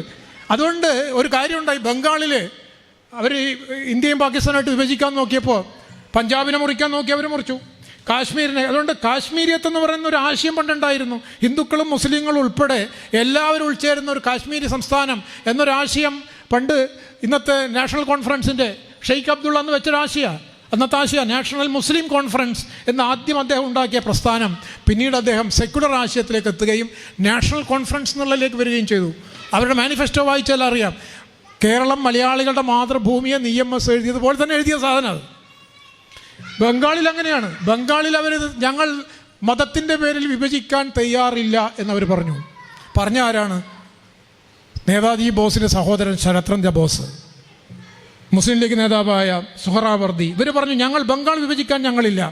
ഇനി അങ്ങനെയാണ് നിങ്ങൾ പറയുന്നതെങ്കിൽ ഞങ്ങൾ ഇന്ത്യയിൽ നിന്ന് മാറി സംയുക്ത ബംഗാളായി നിന്നുകൊള്ളാം എന്ന് പറഞ്ഞതിനെയാണ് കത്തിവെച്ചത്. അതിൻ്റെ ബാക്കി പത്രം ഇതാരും പറഞ്ഞതായി ഞാൻ കേട്ടിട്ടില്ല കേട്ടോ. നമ്മളിപ്പോൾ എത്രയും ഇവിടെയും നടക്കാൻ പോകുന്നുണ്ട് ഇന്ത്യ എന്ന ഐഡിയ അല്ലെങ്കിൽ ഇന്ത്യൻ ദേശീയത. ഇതാണ് അതിൻ്റെ അടിസ്ഥാനം. യഥാർത്ഥത്തിൽ യൂറോപ്പിൽ ആധുനിക ഭാഷാ ദേശീയതകൾ ഉണ്ടായതുപോലെ ഇന്ത്യയിൽ ഭാഷാ ദേശീയതകൾ രൂപപ്പെട്ടിരുന്നെങ്കിൽ ഇന്ത്യ പാകിസ്ഥാൻ വിഭജനമില്ല, ഇന്ത്യയിലെ മതതർക്കങ്ങളുമില്ല. കാരണം ഇതെല്ലാം ഭാഷയുടെ പിന്നിൽ. ഇപ്പോൾ കേരളത്തിലെ ആളുകൾ മുസ്ലിങ്ങളായും ക്രിസ്ത്യാനികളായും ഒക്കെ ഒരേ ഭാഷ സംസാരിക്കുന്നവരായി ഒരേ സിനിമ കണ്ടിട്ട് അല്ലേ, ഒരേ കഥാപാത്രങ്ങളെ അങ്ങോട്ടും ഇങ്ങോട്ടും മനസ്സിലാക്കിക്കൊണ്ട് ഒരേ ഡയലക്റ്റുകൾ അങ്ങോട്ടും ഇങ്ങോട്ടും പറഞ്ഞുകൊണ്ട് ജീവിക്കുന്നുണ്ടല്ലോ. ഒരു വലിയ ഉദ്ഘാടന പ്രക്രിയ യൂറോപ്പിൽ അങ്ങനെയാണ് നടന്നത്. അങ്ങനെയാണ് ആധുനിക ജർമ്മൻകാരനും ആധുനിക ഇംഗ്ലീഷുകാരും ആധുനിക ഫ്രഞ്ചുകാരും ഒക്കെ രൂപപ്പെട്ടത്. അപ്പോൾ ആ പ്രക്രിയയാണ്. അതുപോലെ ഭാഷയും സംസ്കാരവും എന്ന് പറയുമ്പോൾ അതൊരു ഭൂതകാലത്തിൻ്റെ പ്രശ്നം മാത്രമായിട്ട്, തിരിച്ചു പിടിക്കലിൻ്റെ പ്രശ്നം മാത്രമായിട്ടല്ല കരുതേണ്ടത്. അതൊരു ഭാവിയുടെ നിർമ്മാണത്തിൻ്റെ ഒരു പ്രശ്നമായിട്ട് വേണം കരുതാൻ. അങ്ങനെ നിർമ്മാണത്തിൻ്റെ പ്രശ്നമായിട്ട് കരുതുമ്പോൾ നമ്മൾ മലയാളം വിജ്ഞാന സമൂഹത്തെക്കുറിച്ചുള്ള ചർച്ചയുണ്ട്. മലയാളം വിജ്ഞാന സമൂഹം എന്ന നിലയിൽ വികസിക്കേണ്ട ആവശ്യം, മലയാളം പഠനമാധ്യമം എന്നുള്ള നിലയിൽ വികസിക്കേണ്ട ആവശ്യം, മലയാളം ഭരണഭാഷ എന്നുള്ള നിലയിൽ സ്ഥാപിക്കേണ്ട ആവശ്യം, മലയാളം കോടതി ഭാഷ എന്നുള്ള നിലയിൽ ആവശ്യം, ഇതൊക്കെയാണ് സംസ്കാരം എന്ന് പറയുന്ന ആശയമായിട്ട് വരുന്നത്. അല്ലാതെ നമ്മൾ ഈ തിരിച്ചുപിടിക്കൽ മാത്രമല്ല, തിരിച്ചുപിടുത്തം എന്നുള്ളതിനേക്കാളേറെ ഭാവിയിൽ നമ്മൾ തുടങ്ങിയിട്ടേ ഉള്ളൂ. 1956 നവംബർ 1 തുടങ്ങിയിട്ടേ ഉള്ളൂ നമ്മൾ കേരളം. ആ തുടങ്ങി എന്ന് പറഞ്ഞ അർത്ഥം 1957 EMS പറഞ്ഞല്ലോ. അത് ഈ പറയുന്ന സർവകലാശാല ഉൾപ്പെടെ എല്ലാം മലയാളത്തിൽ പഠിപ്പിക്കുക, മറ്റേ വേണ്ടെന്നല്ല. ഇപ്പോഴും നമ്മൾ പറയുന്ന അതാണ്. ഇംഗ്ലീഷ് പഠിക്കേണ്ടെന്ന് പോലും പറയുന്നില്ല കേട്ടോ. പക്ഷേ മലയാളത്തിൽ ഏത് വിഷയവും പഠിക്കാനുള്ള സാഹചര്യം ഉണ്ടാണ്, ഇത്രേ പറയുന്നുള്ളൂ. ഉണ്ടായിരുന്നില്ല. 2012 മലയാള സർവകലാശാലയിൽ. നിങ്ങൾ അറിയുമെന്നറിയില്ല, പരിഷത്ത് അറിയേണ്ടതാണ്. ഇപ്പോൾ മലയാള സർവകലാശാലയിൽ MSc മലയാള മാധ്യമത്തിൽ പഠിക്കാം. അവിടുത്തെ MSc പരിസ്ഥിതി കോഴ്സ് മലയാള മാധ്യമത്തിലാണ് നടക്കുന്നത്. അവിടുത്തെ PhD പ്രബന്ധങ്ങൾ വിവിധ വിഷയങ്ങളുടെ PhD പ്രബന്ധങ്ങൾ മലയാളത്തിലാണ് ചെയ്യുന്നത്.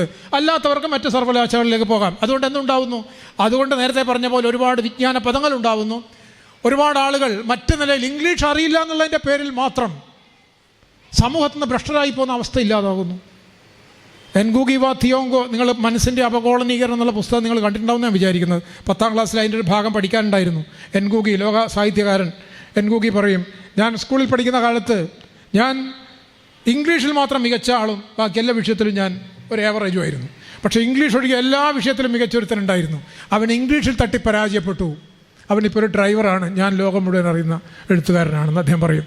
അദ്ദേഹം ഒടുവിൽ ഇംഗ്ലീഷ് ഒഴിവാക്കി ഗിക്കുയു എന്ന് പറയുന്ന ഏതാനും ലക്ഷം ആളുകൾ സംസാരിക്കുന്ന ഭാഷയിലേക്ക് തൻ്റെ എഴുത്ത് തിരിച്ചു കൊണ്ടുവന്ന ആളാണ്. അപ്പോൾ അവിടെ അതൊരു ഭാഷയെ സംബന്ധിച്ച ഒരു ആധുനികമായ ഒരാശയമാണത്. അപ്പോൾ അവിടെ ഭാഷ മനുഷ്യാവകാശമാണ് എന്നൊരാശയം. ഇവിടെ മനുഷ്യാവകാശ ലംഘനമുണ്ട്. നമ്മൾ പുതിയ വാക്കുകൾ ഇപ്പം പഠിച്ചല്ലോ. നമ്മളിപ്പോൾ സ്ത്രീനീതി, ലിംഗനീതി എന്നൊരാശയം പഠിച്ചു അല്ലേ? അടുത്ത കാലത്ത് പഠിച്ചൊരാശയമാണ്. സാമൂഹ്യനീതി എന്നൊരാശയം പഠിച്ചു, ജാതി നിരാകരണം. അതുപോലെ ഒരു ആശയം വന്നതാണ് ഭാഷാനീതി എന്നൊരാശയം, ഭാഷാപരമായ മനുഷ്യാവകാശം എന്നൊരാശയം. ഈ ആശയം ടോവ് കുട്നാബ് കാങ്കാസ് എന്ന് പറയുന്ന ഒരു ഭാഷാപ്രവർത്തക, അവരാണ് ലിംഗ്വിസിസം എന്നൊരു വാക്കുണ്ടാക്കിയത്. ഭാഷാ വിവേചനം, ജാതി വിവേചനം പോലെ, വർണ്ണവിവേചനം പോലെ ഭാഷയുടെ പേരിൽ ഒരാളെ, ഒരു ക്ലാസ്സിൽ ഒരു കുട്ടി വിവേചനം അനുഭവിക്കുന്നുണ്ടെങ്കിൽ അത് ഭാഷാ വിവേചന, അത് മനുഷ്യാവകാശ വിരുദ്ധമാണെന്ന ആശയം. ഭാഷ അറിയില്ല എന്നുള്ളതിൻ്റെ പേരിൽ അവഹേളനം. റഹീം MP നിരന്തരം അവഹേളിക്കപ്പെട്ടുകൊണ്ടേയിരിക്കുന്നു നമ്മുടെ മാധ്യമങ്ങളിൽ, കാണുന്നുണ്ടല്ലോ നിങ്ങൾ. അതായത് മലയാളം അറിയാത്തതിൻ്റെ പേരിൽ ഇംഗ്ലീഷിൽ നേതാക്കന്മാർ ഇംഗ്ലീഷ് പറഞ്ഞ മലയാളത്തിൽ പറയുമ്പോൾ ഒരു കുഴപ്പമില്ല, അവരോട് നമുക്ക് ആദരവ് കൂടുതലാണ് അല്ലേ? വിശ്വപൗരന്മാരാണല്ലോ. പക്ഷേ നമ്മുടെ നാട്ടിൽ നിന്ന് പോയ ആൾ അവരുദ്ദേശിക്കുന്ന മട്ടിലുള്ള ഇംഗ്ലീഷിൽ പറയാത്തതുകൊണ്ട് അവർ അവഹേളിക്കപ്പെടുക. അതാണ് ഭാഷാവഹേളനം. മറ്റേ മലയാളം അറിയാത്ത ഇംഗ്ലീഷുകാരനോട് വലിയ ആദരവാണ് നമുക്ക്. പണ്ട് മെക്കാളിയോടുള്ള ആദരവ് ഇപ്പോഴും തുടരുന്നു. അവർ വിശ്വപൗരന്മാരാണ്. ഈസ് എൻ ഓണറബിൾ മാൻ എന്ന് പറയുന്ന മട്ടിൽ അവരോട് അപ്പോൾ ഇതാണ് അതുകൊണ്ട് ഭാഷാ മനോഭാവം എന്നൊരാശയമുണ്ട്.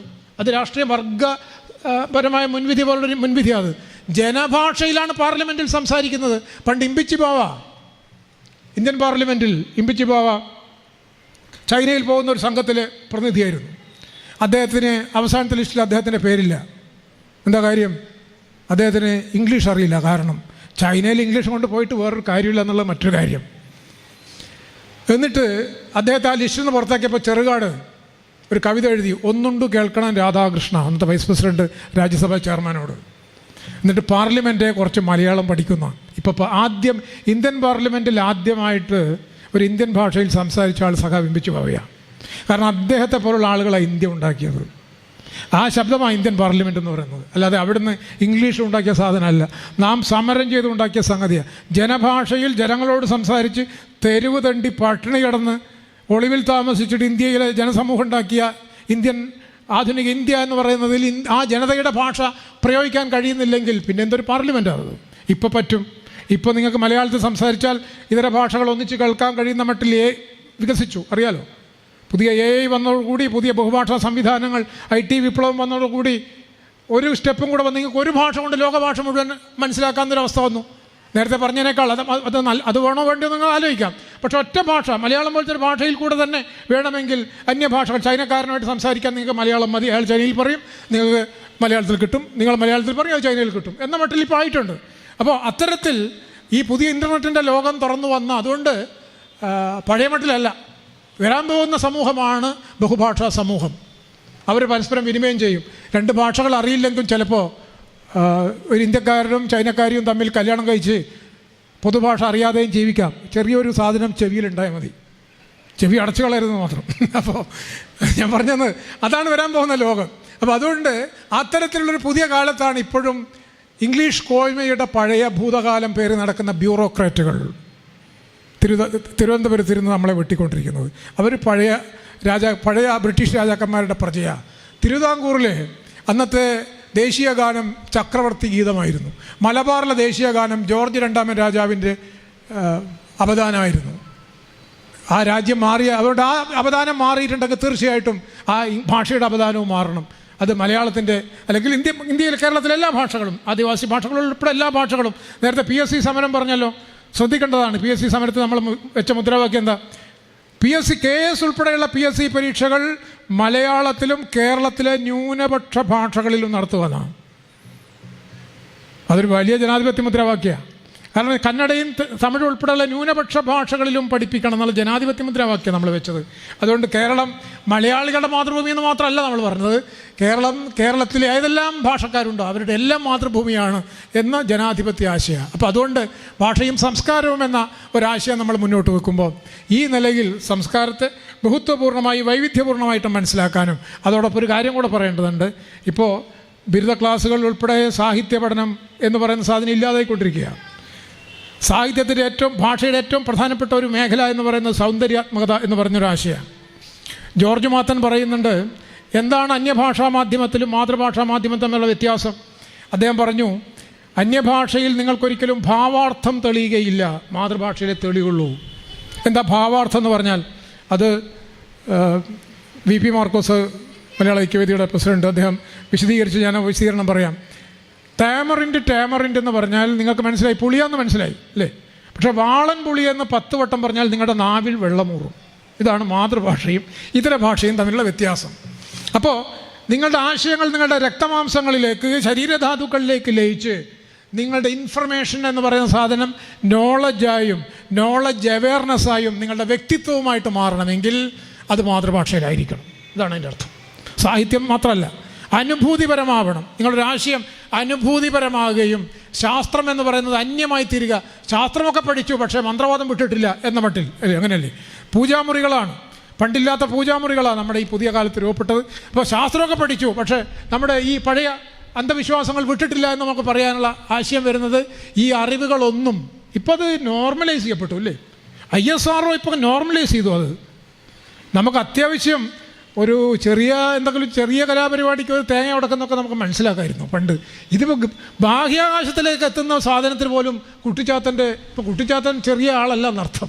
നമ്മൾ വിചാരിച്ച കുട്ടിച്ചാത്തൻ ഈ കാഞ്ഞിരക്കുറ്റിക്കകത്ത് നിൽക്കുന്ന ചെറിയ ഒരു ലോക്കൽ കമ്മിറ്റിയിൽ അംഗമാണെന്നാണ്. ഇപ്പോൾ ഇത്തരത്തിലുള്ള ദൈവങ്ങൾ വേണം ചന്ദ്രനിലിറങ്ങാനും, ഇത്തരത്തിലുള്ള ദൈവങ്ങൾ വേണം ആകാശത്തേക്ക് പോകാനും എന്ന് വന്നത് മാലാഖമാരും പിശാചുക്കളും ദേവതകളും നിരാകരിക്കപ്പെട്ട ആധുനിക ശാസ്ത്രലോകം പുതിയ മോഡേൺ യൂണിവേഴ്സ് ആന്തരികവൽക്കരിച്ചില്ല എന്നുള്ളതാണ്. അനന്തമജ്ഞാതം അവർണ്ണനീയം ഈ ലോകഗോളം തിരിയുന്ന മാർഗം എന്ന കവിത, കണ്ണുനീർത്തുള്ളി എന്നുള്ള കവിത ശരിക്ക് പഠിച്ചാൽ ആധുനിക ന്യൂട്ടോണിയൻ വിപ്ലവത്തിൻ്റെ കവിത. അത് ന്യൂട്ടോണിയൻ വിപ്ലവം കേരളത്തിൽ സംഭവിച്ചു എന്ന് പ്രഖ്യാപിച്ച കവിത. അത് അനന്തമജ്ഞാതം അവർണ്ണനീയം ഈ ലോകഗോളം തിരിയുന്ന മാർഗം അതിങ്കലെങ്ങാണ്ടൊരിടത്തിരുന്ന് നോക്കുന്ന മർത്യൻ കഥ എന്ത് കണ്ടു എന്ന് പറഞ്ഞാൽ ഈ പ്രാദേശിക ലോക്കൽ രാമൻ കൃഷ്ണൻ എല്ലാം പോവും. കാരണം ഇതൊരു പുതിയ ന്യൂട്ടോണിയൻ നിയമങ്ങളാൽ, പുതിയ നിയമങ്ങളാൽ, ഇനിയത്തെ കാലത്ത് ഐൻസ്റ്റീനിയൻ നിയമങ്ങളാൽ ചലിക്കപ്പെടുന്നൊരു പുതിയ ലോകമാണ് എന്നുള്ള അനുഭൂതി ആന്തരികവൽക്കരിച്ചാൽ മാത്രമേ ഭാഷയും സംസ്കാരവും തമ്മിലുള്ള ബന്ധം സ്ഥാപിക്കപ്പെടുകയുള്ളൂ. അപ്പോൾ മാത്രമേ ശാസ്ത്രവും സംസ്കാരവും തമ്മിലുള്ള ബന്ധവും സ്ഥാപിക്കപ്പെടുകയുള്ളൂ. അതുകൊണ്ട് ഞാൻ ഭാഷ, ശാസ്ത്രം, സംസ്കാരം എന്നുകൂടി അതിൻ്റെ ഇടയിൽ ശാസ്ത്രത്തെ കൂടി ചേർക്കുക. എല്ലാ അറിവുകളും മാനുഷിക അറിവായി തീരുകയും നിങ്ങളുടെ അറിവിനെ കൊണ്ട് നിങ്ങൾ മാറിത്തീരുകയും. ഇത് തിയോളജിയുടെ കാലത്തുണ്ടായിരുന്നൊരു കാര്യമാണ്. അതായത് സൗന്ദര്യാത്മകമായ അനുഭൂതി കൊണ്ട് മാത്രമേ ഒരാളുടെ വ്യക്തിത്വം ആന്തരികമായി മാറ്റപ്പെടുകയുള്ളൂ എന്നും വിവരം കൊണ്ട് മാത്രം ഒരാൾ ആന്തരികമായി മാറുകയില്ല എന്നുമാണ്. അത് വളരെ പ്രധാനപ്പെട്ട. നിങ്ങൾ എത്ര ഇൻഫർമേഷൻ നിങ്ങൾ ശേഖരിച്ചാലും നിങ്ങൾ മൊത്തത്തിൽ മാറില്ല. മൊത്തത്തിൽ നിങ്ങൾ അഴിച്ചു പണിയപ്പെടണമെങ്കിൽ ആ അറിവുകൾ ആശയങ്ങളായിട്ട്, അടുത്ത അനുഭൂതിയായിട്ട് മൊത്തം മാറിത്തീരണം. ആ മാറിത്തീരുമ്പോഴുണ്ടാകും മാത്രമേ ശാസ്ത്ര വിപ്ലവം നടക്കുകയുള്ളൂ. അപ്പോഴും മാത്രമേ ശാസ്ത്രം സാമൂഹിക വിപ്ലവത്തിൻ്റെ ഭാഗമായി തീരുകയുള്ളൂ. അപ്പോഴും മാത്രമേ ഒരു ശാസ്ത്ര സമൂഹം രൂപപ്പെടുകയുള്ളൂ. അതുകൊണ്ട് ഭാഷയും സംസ്കാരവും എന്ന് പറയുന്ന ഒരാശയം ശാസ്ത്ര വിപ്ലവത്തിൻ്റെയും കൂടി ഒരാശയമാണ് എന്ന് ഓർമ്മിപ്പിച്ചുകൊണ്ട് നിർത്തുന്നു.